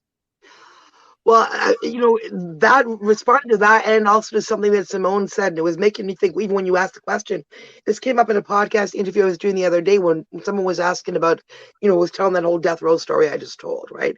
And then there's always like, wow, that's so amazing and epic. And I said, I always say, okay, hold on, because it sounds like epic and heroic, but it's not, because this is why people don't do that kind of thing. Exactly what you said, Simone. Everybody, if you really thought you could make a difference like that, if you thought you could help get someone off death row or save someone who was dying or save someone who was drowning, it's a really rare person who would not extend a hand to pull that drowning person in or to stop. So it's not that I'm special because I did that. What was special about us is we didn't have that self-doubt. We didn't have that self-doubt that stopped it. We were like, okay, now that we took that step where the guy sent us that information, we have to do something about it because we can't not, right? So let's, whatever, we believe we can do something, let's do it. Whereas most people, certain things, not a heroic thing, it's just that maybe a dumb thing, whatever, a naive thing, but we believed we could, so we did. Whereas most people, for the same reason they don't start businesses or they don't do whatever, they would just think, oh, it's a lot easier to sit there and watch Netflix and think, you know what, you can't change anything, so don't try. So when you don't believe you can make a difference, or you don't believe you can be successful, you stay in that crappy job, or you don't try to free the whatever, you don't do anything, because of exactly what you said, self-doubt. And that's from the big things to the tiny little things, to not speaking up at the meeting, to literally everything, right? So yeah. I agree. What is your thought, Slide? Because I know a lot of times it can even play a role in the music industry. I know that I've got friends that are in the music industry, whether they're funk musicians, jazz musicians, R&B musicians, a number of the other genres and everything. But I do know that sometimes they get into that self-doubt kind of mode as well, or they let their naysayers get in the way of them actually creating great music and all of that. So when folks that are your naysayers are kind of like putting that it won't be a success, it won't have this or that in their conversation, how do you deal with that, and how does your support group help you deal with that? Well, I have some close colleagues, which I consider not just colleagues but friends. and I have my mother, and I have my roommates, and they are all super duper supportive. Okay. Eris is one of the colleagues. Son to One, which is her old man. He's an artist. I produced a track with him on it. It's coming out in a few months. But like I've got supportive ecosystem in my business relationships. I've got people that support what I'm doing. But I'm going to sum it up the way my mom put it all of my life. And I didn't understand it when I was younger. But she told me when I was a kid, when was upset about a test at school and I was nervous and I would get upset and have a sensory overload and be like, I can't do it. I can't do it. It's going to be too hard. I can't remember everything. She says, Stephen, because it's my real name, Stephen. She said, can't is not in my vocabulary. It's not in yours either. And I didn't understand that when I was young. But as I hit my mid to late 20s, I'm 33 now. As I hit my mid to late 20s, I started to understand what she was saying. Because even no matter, what was happening, whether she was sick, whether she, had an injury, or whether she was, had a million things to do at one time and only 10 minutes to do it, type deal, like no matter what got in her way, she still got up and carried the same routine that I have known my entire life. Dinner's Good always job, on the Mama. table. Yeah, dinner's always on the table, if I can't afford something, she'll spot me the money and I'll give it back to her when I get some money, whether it be, cigarettes or, something or, whatever it may be, We look out for each other. We have a family ecosystem. If she needs help with something, I help her with something. If I need help with something, she helps me, and that support system from a early upbringing, and a Southern upbringing also. I don't go around waving Confederate flags or none of that. I don't get into politics, so that's one thing I won't answer on. I don't believe any one person should be in charge of so much. It should be like a tribal committee, like the Native Americans had. You know what I mean? But like the deal with it is I've got a good support system, and my mom showed me over and over and over again, if I can do it, you can do it. And that's what I've heard all my life. And I apply that to my music career. If she can do what she's done routinely every single day, week, month, and year for 33 years, then I can do this music stuff. That makes a lot of sense, and you definitely got to have that support of your parents and everything. I am not one to not admit that one of my biggest fans, in the sense of like somebody that I know I can depend on. She may not even watch this show as much as I would like her to, but that's because she's got other things going on in her life. But in terms of like depending on, is my mom, and I know that will hit the big 5'9" in July and everything. But I also know that if there have been a crisis, and there have definitely been financial crisis during the COVID era, that if I need to get some financial support, I will call her, and she will be sitting there going like, I don't even know why you're bothered to ask. You know it's going to be in the PayPal account or whatever the account is as soon as you ask for it. So I think that that's something that we never get tired of, is the support My of mom, both of our parents and definitely our moms and all of that. So I know that she's definitely one of my number one fans, and I know that she's probably, like you were talking about, your mom. So I definitely know that moms are very important. Earlier I was talking to Simone, but I'd love to hear your thoughts, Tracy, about this is Women's History Month. So we were actually talking about Kamala and her being the vice president, but I would love to hear your thoughts about just the role of women in society and whether we're giving you women enough due respect. So I think I'll turn that over to you, Tracy, but also love to hear from Simone as well. Yeah, that's I wouldn't mind saying I'm nothing. like, I just barrel ahead, and so I'm not like if there's anything in my way, I don't sit there and worry about it too much.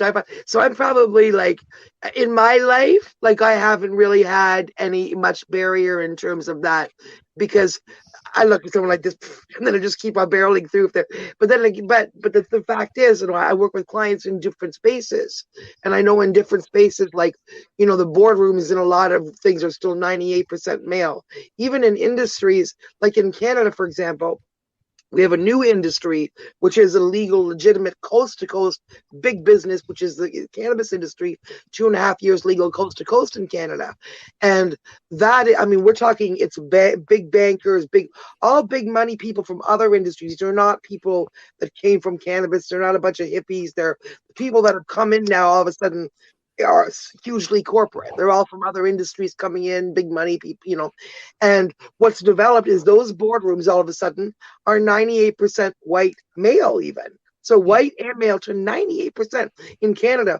And I've worked in that industry for, doing communications along with a bunch of other industries for almost 10 years from, the way before legalization from the people. Well, it was legal medically, from the people who were bringing in the medical argument and, all those people who did the whole industry that existed, from the healers to the speakers to the, the names, everybody, they're not all of a sudden, they're not the ones in the boardroom, because those were people of color. There were certainly lots and lots of women.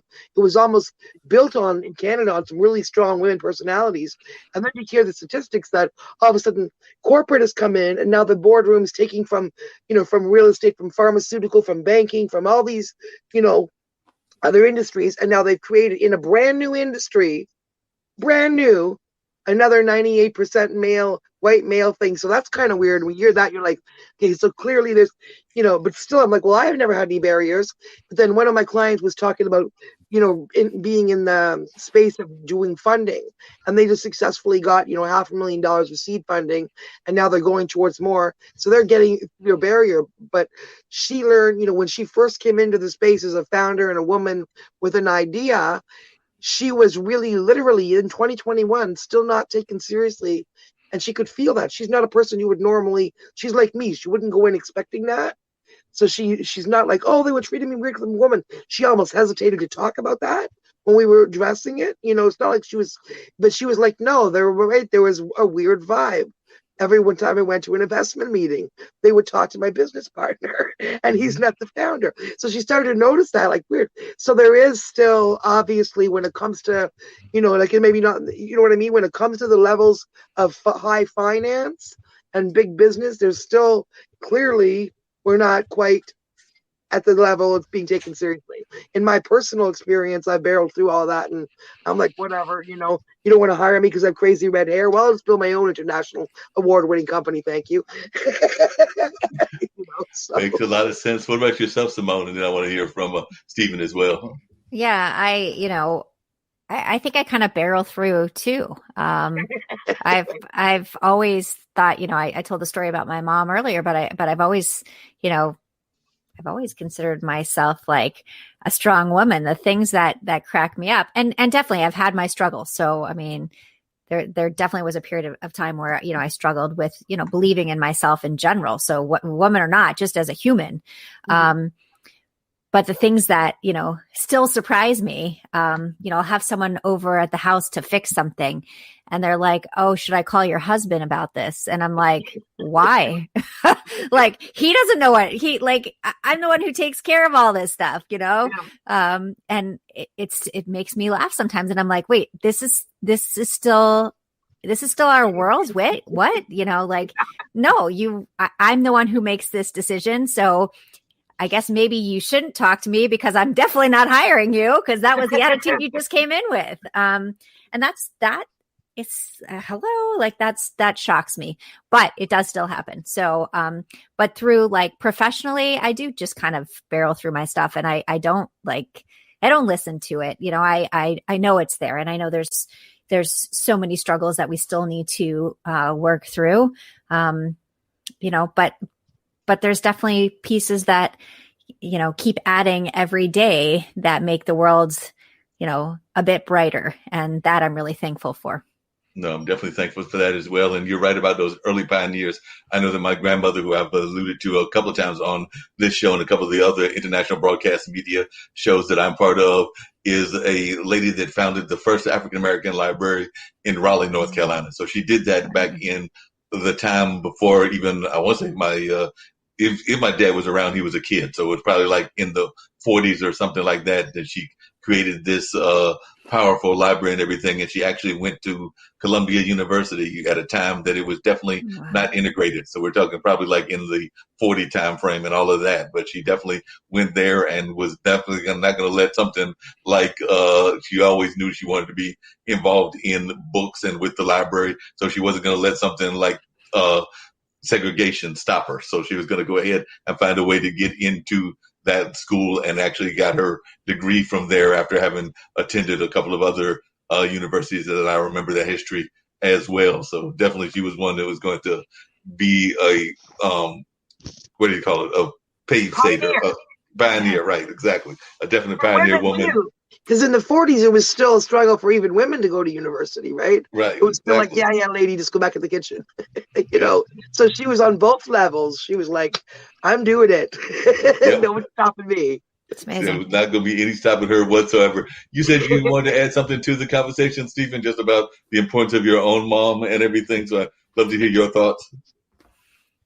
I actually wanted to add in about the women. I'm sorry, the women's thing, the subject y'all are on. I wanted to add in all women are queens, plain and simple. If men perceive like some dominant factor or something like that in corporate America and try to in politics, Kamala Harris being the vice president is amazing. Very happy for her. I'm very happy for women everywhere with that, you know. And the thing about it is that I have learned in my lifetime through, you know, various relationships, you know, my mom, my family members like my grandmother and my aunts, that women are more versatile and think clearer under pressure than males do. Okay. So do you want somebody being your CMO who's going to get hit with a marketing pitch and not like something about it and try to negotiate out of it and renegotiate the deal, but get frustrated and stern and possibly even hang up on your possible client because they're frustrated? That's what men do. I've seen this. I've done this. Okay. They really, like, excuse my language, they pissed me off. Okay. So like it's the whole thing that like females aren't as much like that. A female will be nice to you if she knows, you know, like y'all are thinkers, y'all are intellectual.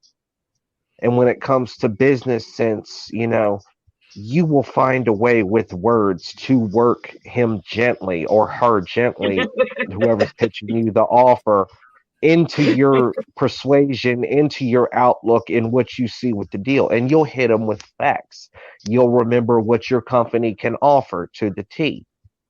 Men, not so much. Men get tired of negotiating after about 10, 15 minutes. Okay, so I don't understand why they are doing this with the cannabis industry. I worked in it as well briefly for a few months. CBD specifically in 2017 and early 28. Well, not 2017, 2018.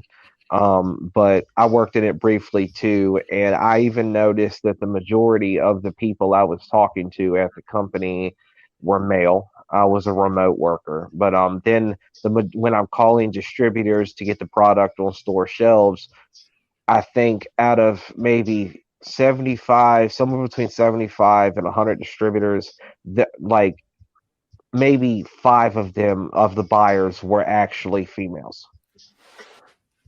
And it's weird because we say in the industry, like, women are traditionally healers, you know, which a lot of the people that come into cannabis were from the healing aspect, you know, or a lot were educators and tons of consultants. So there's just so many women in the space, and, you know, who grew the space. And then all of a sudden you see it literally 2 years into legalization, and it's that dramatic So it's like there's Yeah. such a disconnect with those old boys club that came in not realizing, clearly not understanding the space. You know what I mean? It's like Yeah, we're all Yeah, going, wait, what? it's crazy. I exactly. wanted to ask The Simone something last, really quickly. Excuse me. I want to ask Simone something really quickly that you both bring up, which is the gatekeeper aspect. I was just wondering, when you decided to publish your book, did that even play a factor into the book and everything? Because I do know a lot of times the gatekeepers are kind of like y'all are talking about with the cannabis industry. A lot of times they are strictly the white males that are the gatekeepers in book publishing. Or did you decide to go the self-publishing route? And is that the reason you decided to go the self-publishing route if you did that? So I was wondering your thoughts about gatekeepers and being a book author. Yeah, I mean, I went the self-publishing route for many reasons.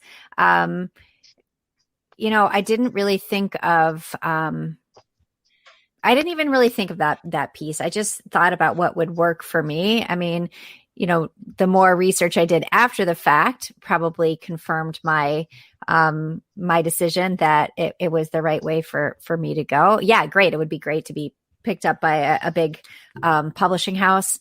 I mean, again, there's tons of women who are writers that are in these big publishing houses, right? So, I don't know enough to really answer the question, but for me, the decision was that this is what works for me right now. And I really wanted to get my messages out there. I really wanted to get my book out there. And I think if I would have gone the traditional route, it would have taken a much, much longer time. Not to say it wouldn't have been great. I don't know. But this is what I did. So, and this is here where I am. Yeah, definitely. And it's a great place to be at everything. And Stephen and Tracy joined in a little bit later and everything. But if somebody was to just ask you the 30-second pitch, kind of like Cal did, for what the book is about, I've definitely covered it a couple of times during the course of the interview and everything. But if you had to describe what your book was about to Stephen and Tracy, how would you describe the book in your own words? Yeah, it's about realizing what you're capable of and recognizing that the things you do have everyday little things have the power to inspire the people around you, and that you matter because you're exactly you. And that's why the title is The Extraordinary Unordinary You, because we're all unique, we all matter. And we all have these extraordinary pieces within us, and we just have to believe in ourselves and to understand that they're there, and we need to let them out.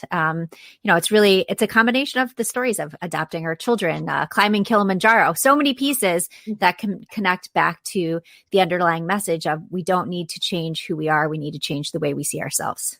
I love that. No, definitely. Tracy, if you were to write a book about yourself, and I'm going to put you on the spot now, and you were to describe the book, what would the title of your book be? We know what Simone's book is, but what would the title of your book be? I'm going to ask the same question for Stephen.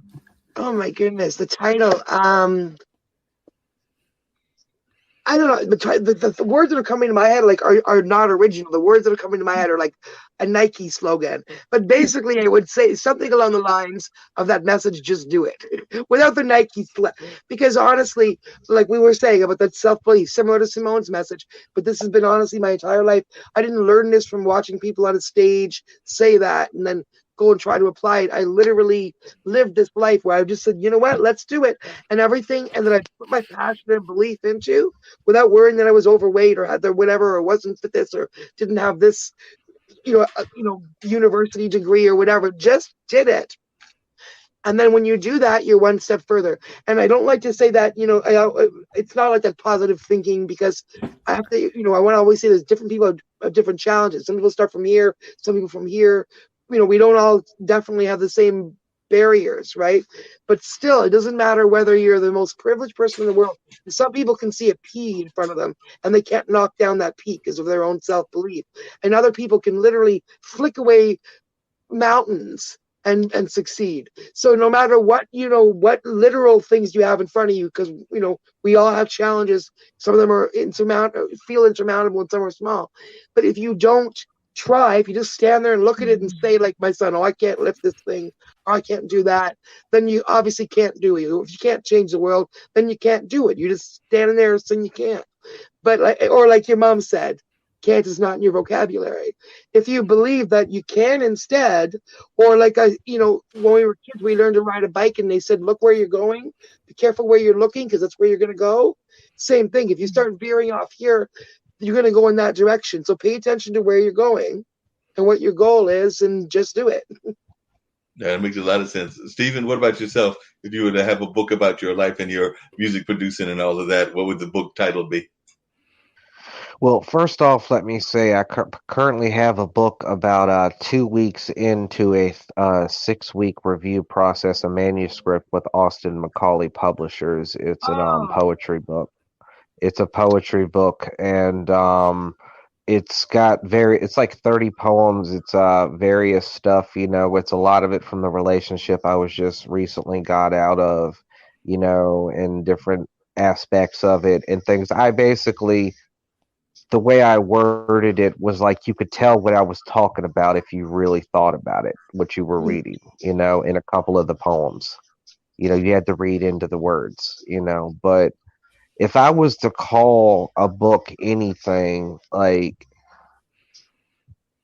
I don't know, it's between two things. It's either between The Rise of Slide or Broken but Triumphant.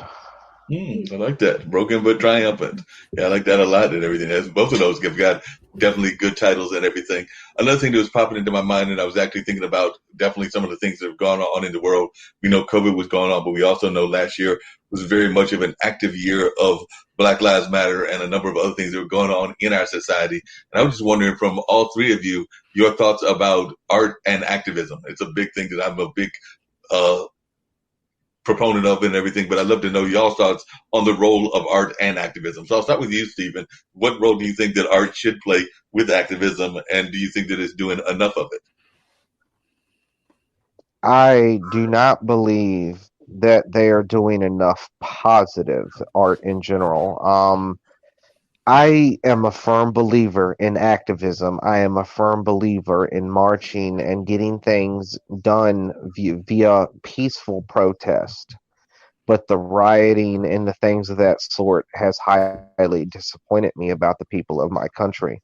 You get more with sugar than you do with salt. You get more, with sugar than you do with lemonade. If you're causing violence, you're going to get violence in return. If you're peaceful, people tend to listen more. And I feel like these big hip hop artists, these big, pop artists, these actors, these superstars, I feel like they should be using their influence as, celebrities to lead people towards peaceful protest and to try and rally everybody for change in a positive way. I promote my Facebook timeline as a place where everybody gets along, and I make it clear every now and then. If people start getting mean or arguing or belittling people or being racist or anything of the sort, I will block them from my friends list immediately, because I believe that if everybody was willing to get along, we would all get along. But if I was blind, if everybody was blind, they would find a way to hate others for the sound of their voice. yeah. Wow. Yeah. Good point. What That's about a good yourself, statement. Tracy? I think it's important not just in art and music, but and for me, it's important in business too. I use all, in personal life. I believe that, in my view, you should use all your platforms. I was saying I was noticing last year who was completely silent about what I was calling, what the biggest civil rights movement of our time since Rosa Parks. And I was noticing a couple months in, when people were just la la la la la and like completely disassociated from it, or if there would be these little points where they, were showing that they were not, understanding, why people were upset, kind of thing. But and I want to say too, but back to the art thing. So I have to name check on the art and activism. Last year, in the height of the Black Lives Matter thing, in a super little white community, which is not like Canada because we're hugely multicultural, but there's this little tiny village where my client worked, and she was like, little white lady, she's like, oh, I don't know if there's any racism here, but I think we should do a little Black Lives Matter demo. I'm like, I think that's a great thing to do. So we had a tiny little demo on this, there's like she invited people from other communities to speak, right? So they could speak to, not just have like white people speaking about it. So it was all anyway, one of the people that came to speak was a woman called Sibu, awesome businesswoman and local speaker and everything. But she said, "Can I bring my 13-year-old daughter to do a song?" And we thought, "Oh, that would be cute. Bring the kid, have her sing this song." So I'm sitting there videoing the whole thing at the back. This kid's. She sang this song called "Make It Right" that she wrote the weekend before. "Make It Right." It's like a little plaintive song, beautiful musician. I mean, beautiful music, number one, and her artistry. Other musicians have said the way she plays and the singing and all that. But I was just struck by the words and the plaintive little voice and the 2020. What have you become? What's been done to you? Why are people so cruel? It's time to make it right. Basically, about Black Lives Matter and Aboriginal in Canada, because that's a huge stain on our national, thing is First Nations and how we deal with First Nations. So here's this 13-year-old, and I literally was like, "Oh my God, can that kid redo that song at the end of this so I can go and get her closer with better video?" Because then I said to her mom, "Can I send that to my friends in the news just to be because it was hard, it was literally wow." And people who had complained about the demo before, not many, but there's always somebody, "Oh, it's the middle of COVID, why is there going to be anything in our why is," even though it was definitely distanced and all that, it was a little, people who were complaining about for whatever reason, more because they were uncomfortable with Black Lives Matter or didn't understand it, right? Even the one guy that was complaining about the whole thing before the event and everything else, when we post, I said, "Oh, look, this is the event." And I showed pictures of how it was distanced and people was, and then I said, "Here's the little girl that was sang." And I played her song on the thing. That guy loved it. She changed his heart. I've had her on TV on Australia. I've had her on TV in the States on podcasts. Everybody who interviews her is like, number one, wow, is she really 13? She's so wise and just she was at CBC, our national TV station, called her the other day to get her commentary on the weekend and the Grammy controversy. This little 13-year-old, I was like, wow. So she's made a huge out of the impact. mouths of babes. 8 months of public life. Yeah, that's actually one of the things I was going to ask Simone and everything. It's my opinion, and I'd love to hear from both of you, Simone and Tracy. But it's my opinion. I've said this to folks both, over the phone, maybe even a couple face to face, and definitely on these different kind of platforms.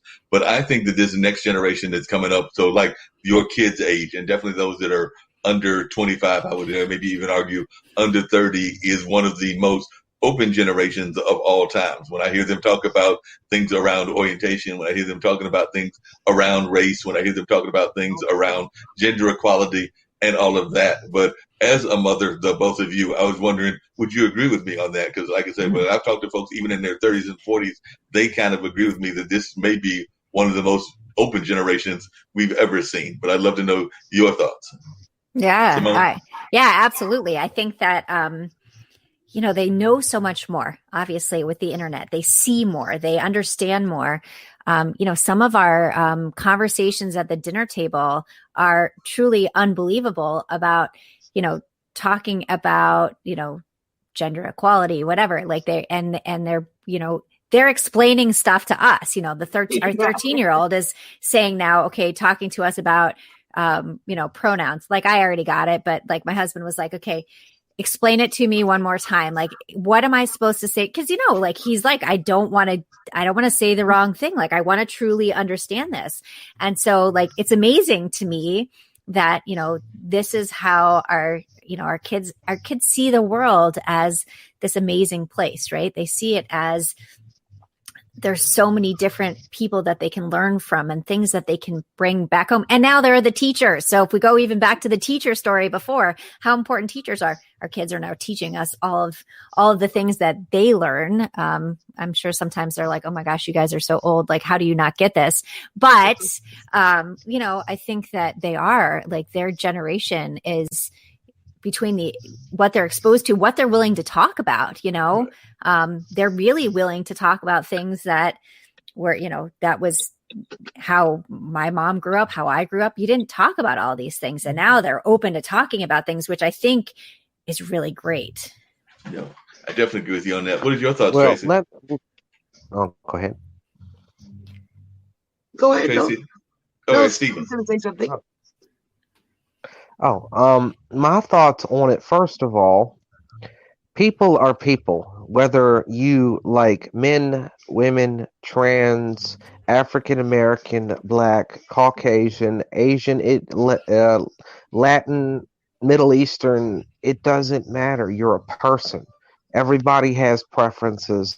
Everybody has something they enjoy. Everybody will look at somebody of a certain gender, depending on what their preference is, and go, damn, they look good.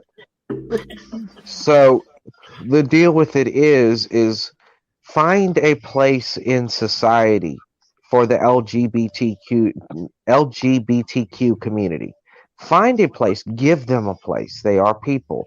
Just because somebody may not agree with their orientation does not mean they don't deserve a place in society. The first part to fixing our world and our country is to stop worrying about petty, stupid differences. No, definitely agree with you Love on a that. person, love a person for being a person. And here's my idea for that. The whole transgender bathroom thing that was going on there for a little while. All these big corporations and all these big companies, they have the money to renovate. Why don't you just add an extra bathroom with a rainbow symbol on it for your transgender community to every store in the country? It's that simple. It fixes the problem. Yep. What are your thoughts, Tracy? I forgot what we were talking about. What you had asked me originally. How open our kids are, like Yeah, how, Oh, that's right. yeah, I was yeah. going to say agree. Yeah, no, exactly. I mean, ever since my son's, like I said, 17 now, and ever since he was really little, like, and we've always taught him that, like, we called people who were racist and people who were, homophobic or sexist. We just called it bullies when we were kids. Mhm. When he was little, we said, look at those, and we were like, oh, look at those bullies. They're picking on people just because they're different. Look at these, and so we just, from when he was very little, we just call that bullies. You always, bullies are bad, right? So people who are picking on people because they're different are bullies. So we just, and that translated to, and then general society, right? I think you're right that now most kids that age, whether it's general, from school or from each other, instead of being in the schoolyard calling each other gay like kids did even when I was growing up, now that's understood. That's not cool. That's not okay. You're not okay if you're doing that. If you're the bully saying those things, you're not okay. You're the one that's the problem. And that messaging has flipped finally. You know what I mean? So yeah, we have a generation that seems to be, though same time, bully rates. Like I don't know if it's based what it's based on, just on racism or whatever. But in my community, the bully, I mean, COVID has changed everything because kids aren't in school. But they're saying the rates of like violent situations at school or bullying at school actually increased in 2019 from 2018. And there was an incident where a kid was stabbed outside of like in a suburban community outside in the parking lot that had been bullied for months and stuff. So there's still situations where I don't know what that's based on, if it's just individual kids or if there's stuff that we're not uncovering that and I worry that now because this has been a really incendiary year. The last few months, a lot of people have come out of the woodwork being extremely racist that were maybe hidden and silent before. So I worry that maybe that's going to have an impact on the kids in a negative way, that it's been going in a good way.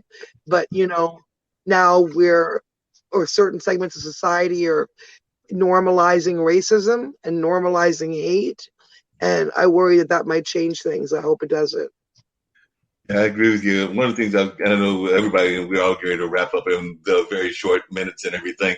But one of the things I'm curious about, and I was going to actually bring this to Sly's attention since I know he's got to get ready to go off in about 7 minutes and everything, is one of the things that I'm sometimes worried about in the hip hop community is folks that aren't necessarily authentic with their messaging. I'm thinking about like those gangster rappers, but then when you learn about them, you find out that they've never been a day in their life in Compton or any of those hood neighborhoods that they're supposedly trying to portray and everything. So I was just wondering what your thoughts are when you run across folks that aren't necessarily authentic. One of the things we've been talking about is being authentic to your message. I think that that's definitely what Simone is all about and definitely what Tracy is all about. But sometimes when I hear some of these artists that are out there, and I don't necessarily feel that they're being authentic to themselves. I mean, to some degree, I feel that way about Megan Thee Stallion and Cardi B. I don't know that they're necessarily being authentic to their own upbringing, but I was wondering your thoughts on that. All right. First off, I try to live what I've been through in my music and remember it in an uplifting way. Right. I've seen the streets in Richmond, Virginia, Raleigh, North Carolina, very briefly, Birmingham, Alabama, went through Texas twice, saw the streets in Dallas, saw the streets in Tucson, Arizona, passed through New Mexico. At one point, I was in a place called Green Valley, Arizona. It wasn't but maybe 20, 30 miles from the Mexican border. I have seen the streets on the east side of the country and the west side of the country. And somebody like, for example, like the last rap battle of 8 Mile, the Eminem movie, he laid facts on the guy. He was like, his name's Clarence. He went to a private school, but he was acting all gangsta and like he was a part of some new wave movement and he was leading it and this, that, and the other. And when he got hit with facts in that battle, he choked because he had no reply. He was the bully the entire movie. And then he found out real quick why you don't do that. So that actually is touching on a previous subject we were talking about a few minutes ago. But the deal with it is some of these rappers out here, Cardi B, for example, I got a lot of respect for Cardi. All right. But at the same time, I don't like the role model that she has made herself for the females of the new generation. Every song is about sex. Every song she's twerking, she's half naked, she's, like talking about, genitals and different acts of sexual nature, and things like that. And that's not good for our females that are upcoming. Megan Thee Stallion, this similar thing, it's always talking about something sexual in every song, and it's most of their songs are just sexual. It's putting on a bad persona that, yeah, you can be am all for being an independent woman and getting your own. I respect those type of women. I won't even talk to a woman if she's not independent because that shows that they have goals and that they're life driven and career driven. But it's a different, like the world that Cardi B and Megan Thee Stallion, the world I feel personally that they're trying to put on for women is you can get money, you can have any man that you want, and you can sleep around and go to parties and do drugs Yeah, and it's live a not a lavish. power message, right? It's not like, Yeah. and then like you're right, for young up and coming women, they will feel like, okay, is that what I have to do in order to be a singer? Like it's putting women in a box. It's not really creative. It's Yeah. saying, okay, go and It's a be a false man. persona. It's giving people the false outlook on being a celebrity. I'm not even a celebrity yet. I'm not even D-list if there's such a thing. Okay, I'm nowhere. I'm getting there, but not there yet.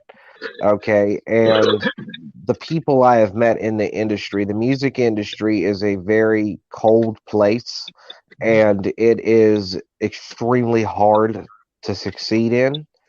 And some of the things that happen beside the scenes and behind the scenes from different articles and news stories and reports that I've watched and read online, it's a very dog eat dog, and there's a hidden part of it and a very bad part of it that a lot of people don't know. And I feel like the industry is all made just to bring in money to the labels, and whatever persona they give you as an artist or a producer, either you do it or you owe them and they blacklist you.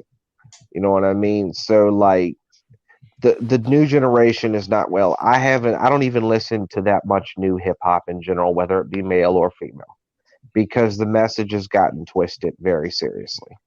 No, I definitely agree with you on that and everything. One of the things that I try to get everybody to do, and like I said, we got a few more minutes to go, so I'll start with you, Stephen, and everything, is I always try to give folks to give a message of positivity, a message of encouragement to our international platform, because we do have listeners from around the country, including my friend Alexandria May out of South Africa, my friend Michael out of Nigeria, and a number of other places. Actually, Alexandria and Michael also have shows here. Michael's is more of a spiritual kind of show, and Alexandria is actually a music show because she's a singer-songwriter. Some people consider her the Taylor Swift of that particular country, and she does on this platform, Alexandria May's Music Cafe. But then we have, like I said, fans from throughout in various countries and, of course, throughout the United States. So any message of positivity and words of encouragement that you would like to share with our international audience. So I'll start with you, Stephen. Don't ever, and this goes back to what I was saying earlier, don't ever let your limitations stop you. Your only limitations are those that you put on yourself. If you put your mind to it and you put your heart in it and you stick with it, and every time you get knocked down, you get back up and jump right back on it. It may take a few days. You may need a few weeks. Hell, you may need a couple months. But at the same time, when you bounce back, come in with a head of steam, like a freight train, and plow through the obstacle. Okay, do not let anything keep you from achieving your dreams, because I'm a man of my faith. You said the show was spiritual. I'm a man of my faith. I believe that God is the reason I am alive, and that I would not be alive considering some of the situations I've been in if he hadn't have protected me. And I respect others of all faiths. Okay, but the thing about it is through my faith, I draw strength, and I see it starting to happen now. And it's taken 4 years of, as my mom put it, dark circles under my eyes and watching me not sleep for days at a time. But I'm getting there, and I am living proof that if you work hard enough, eventually you will break through the barrier. Definitely appreciate that. Great words of advice, very powerful words and everything. What about you, Tracy? I'd love to hear your words, and I'll come to Simone as well. But definitely any words of encouragement that you can give to our global audience. Yep, I like to add to that. I love what you just said. And I'd like to add, I'd like to say a quote that I heard this year, and I don't even know who said it, but I've been saying it everywhere, is we didn't get this far. You didn't get this far, listener, all of us. You didn't get this far to only get this far. So whether you're, being celebrated and things are going great and, but you still have goals and keep on going, you're going to get there. But even more importantly, for the people that are struggling and don't feel like they're where they want to be, and who, wanted to, like I said, maybe wanted to jump off a bridge yesterday, but didn't, because a lot of people are having a really rough time right now. So even more to those people, really, you did not get this far to only get this far, because you didn't do that. You didn't jump off the bridge. You didn't, all the idiots, all the whoever hurt you, all the, things that got you down, you got through it because you're still here. You're listening. You're still here. So you didn't get here to give up now. So you seriously keep on going, because there's something better on the other side and you don't want to miss it. Definitely agree with you on that. What about yourself, Simone? You've been with me pretty much since the beginning, so I know that you've definitely been enjoying yourself. You haven't run away from me, so I told you that sometimes people enjoy the conversation so much they wind up staying just about the whole time, and you fell into that category and everything. So any words of advice that you want to give? I got to meet amazing people. So, I mean, again, this human connection piece is always so important. Again, what both of them just said, what both Tracy and Slide said, going to, really believing in yourself. Don't put limitations on yourself. Don't label yourself, and don't let anybody else, label you, because you have incredible value.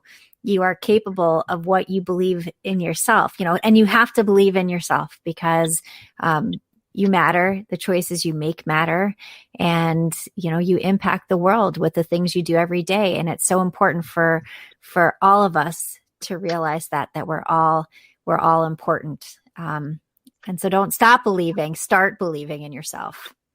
No doubt about that. One of the things, and I'm glad that Steven Slide Music is still around and everything, that I did not do that I should do, and I did it with Cal, so I'm going to do it with all of y'all, is, of course, we have different folks on, and they've got different ways of contacting you. So social media-wise, and I guess I'll start with you, Tracy, and then go to Slide, and then come back to Simone. But how can folks reach you via social media if they're interested in getting your public relations support, interested in getting the support that you can offer and everything? So, Tracy, how can folks reach you via social media or any other way?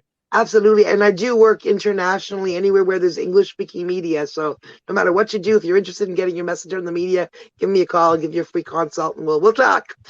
So yeah, Tracy Lamorie, LAMOURIEPR Media is my Instagram, Tracy Lamorie on Facebook, LamorieMedia.com on the interwebs.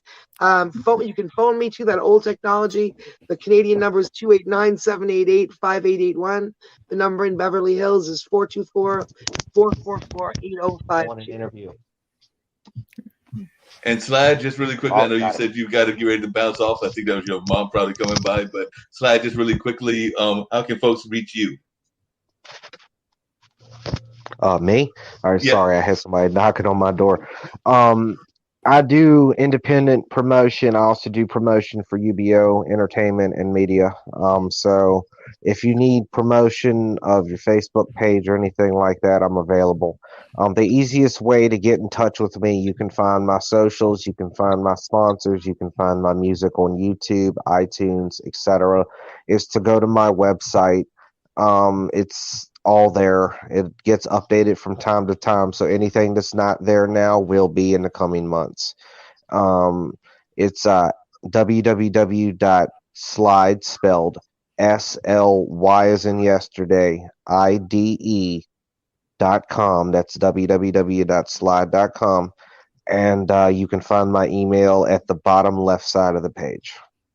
Sounds great and everything. What about you, Simone? How can folks reach you, and how can they learn about this fantastic book, which we kind of used as the framework for the entire episode this time as well?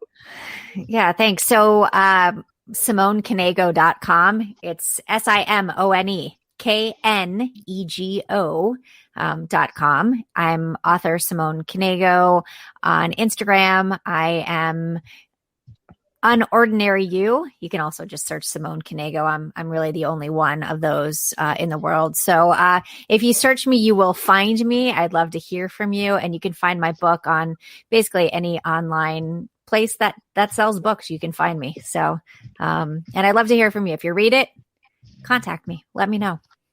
Sounds great. Glad to have all my cat was dropping in to say she likes CBD products and say hi to everybody. Cool.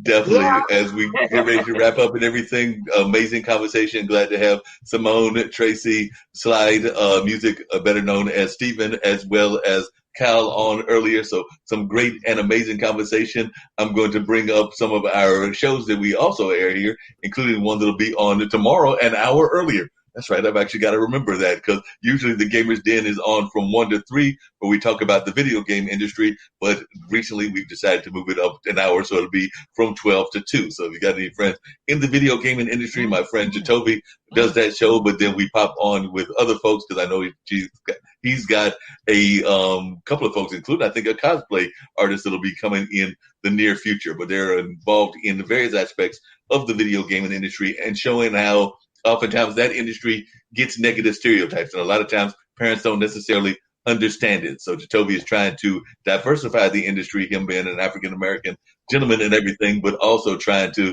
make sure that parents understand what video games are about and how they can oftentimes relate to education and a number of other things.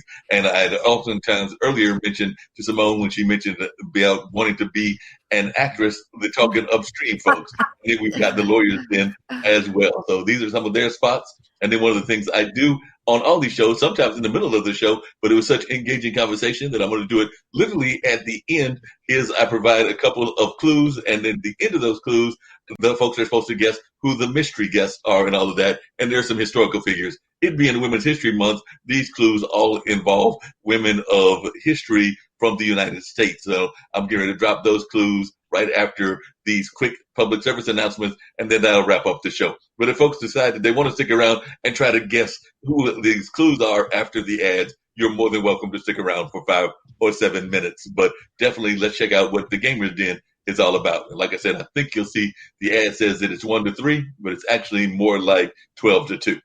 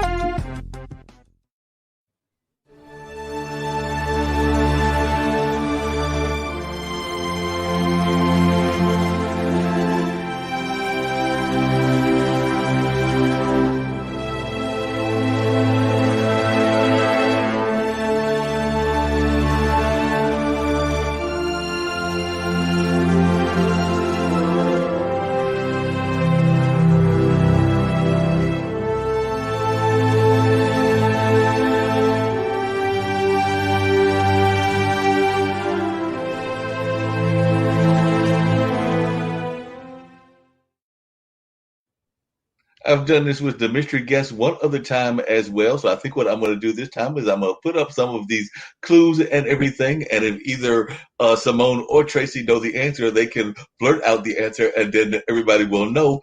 Otherwise, the folks will have to come back next week to figure out who these mystery people are. But the first one is, especially at the start of her writing endeavors, she produced a large body of thrillers, otherwise known as Gothic or sensational tales, whose sales supported her family. So definitely she used her author abilities in order to support her family. And I'm sure that Simone can relate to that as well. And then definitely using the various pseudonyms, she seemed to take perverse pleasure in dark themes, returning to the genre even after her financial need no longer compelled her to do this sort of formulaic writing and all of that. So do you have any idea who that is, Tracy, and everything, as I keep on going and everything? And then I have a guess.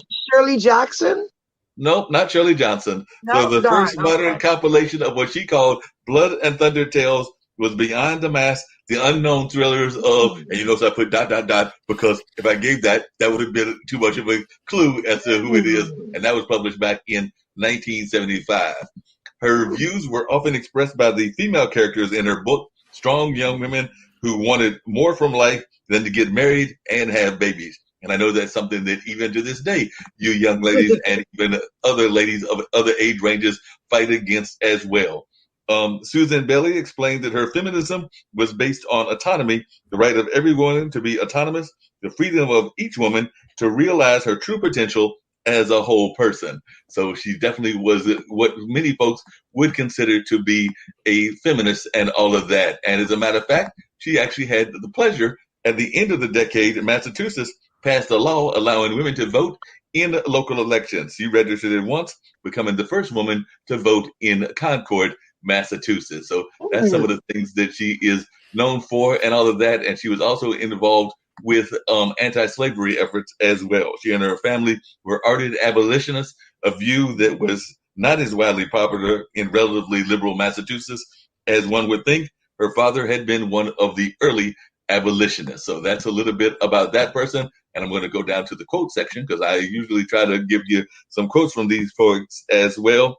And this is one that women may find interesting. She said, "I am more than half persuaded that I am a man's soul put by some freak of nature into a woman's body because I have fallen in love in my life with so many pretty girls and never once the least bit with any man. So she definitely was involved in a lot of different aspects of her life and all of that. So that was one of the quotes that she said, and all of that. She said that she liked good, strong words that mean something. And she said, I am not afraid of storms, but I am learning how to sail my ship. And I think that that's part of what we've been talking about all this afternoon and everything, is learning how to sail your own ship and all of that. And another quote that she had was, I ask not for any crown, but that which all may win, nor try to conquer any world except the one within. So that's a little bit about that person and everything. So don't know, does anybody have any guesses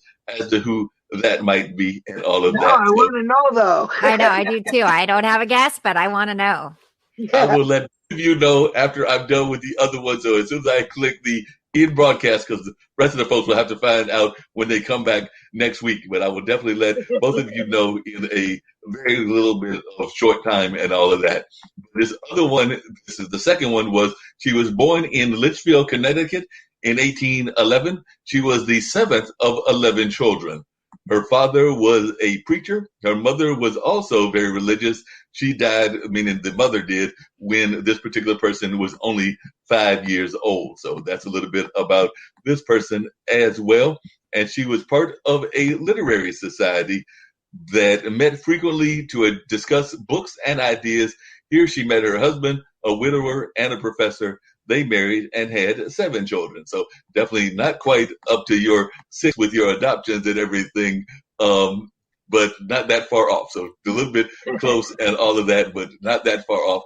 And then she said she thought about all the people who lost their family members when they were taken away at slave auctions, when she wrote a certain book that she is known for, this particular person, and all of that. And I'm going to give you some of their quotes as well. They said, the longest way must have its close. The gloomiest night will wear on to a morning.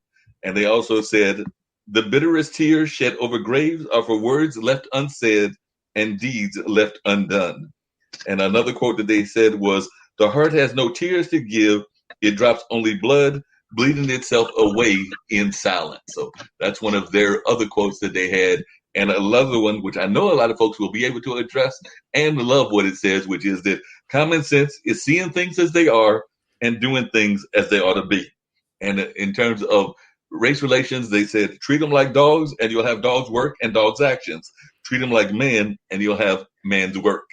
So definitely that's something they said. And one of the things that this particular person had that I think both of you would agree with, which is that women are the real architects of a society. So this particular person felt that you lady folks are the real architects of society. And as both of you are mothers, they also said most mothers are instinctive philosophers. So they would definitely think that most of you are instinctive philosophers. So I don't know if you've got a guess on that one that you want to share with our audience. Otherwise, we're going to get this airplane on out of here, which is kind of the thing that we use to end the show and everything. And then I'll hit end broadcast and I'll be able to tell both of you who those 2 folks were and everything. But do you have a guess? Was it, did the second one say that this person wrote Uncle Tom's Cabin? Is that what you said? They were tied into that book. So that'll pretty much give them away. Yeah. Okay. Harriet Beecher Stowe. Yes, that's okay. Yes. Yeah, I missed that. I was going to say, yeah. Okay. I originally said she wrote what she wrote. So who was the first person? But hold on one second. Let me get this plane on here, and then I'll tell y'all the first person. So let me get.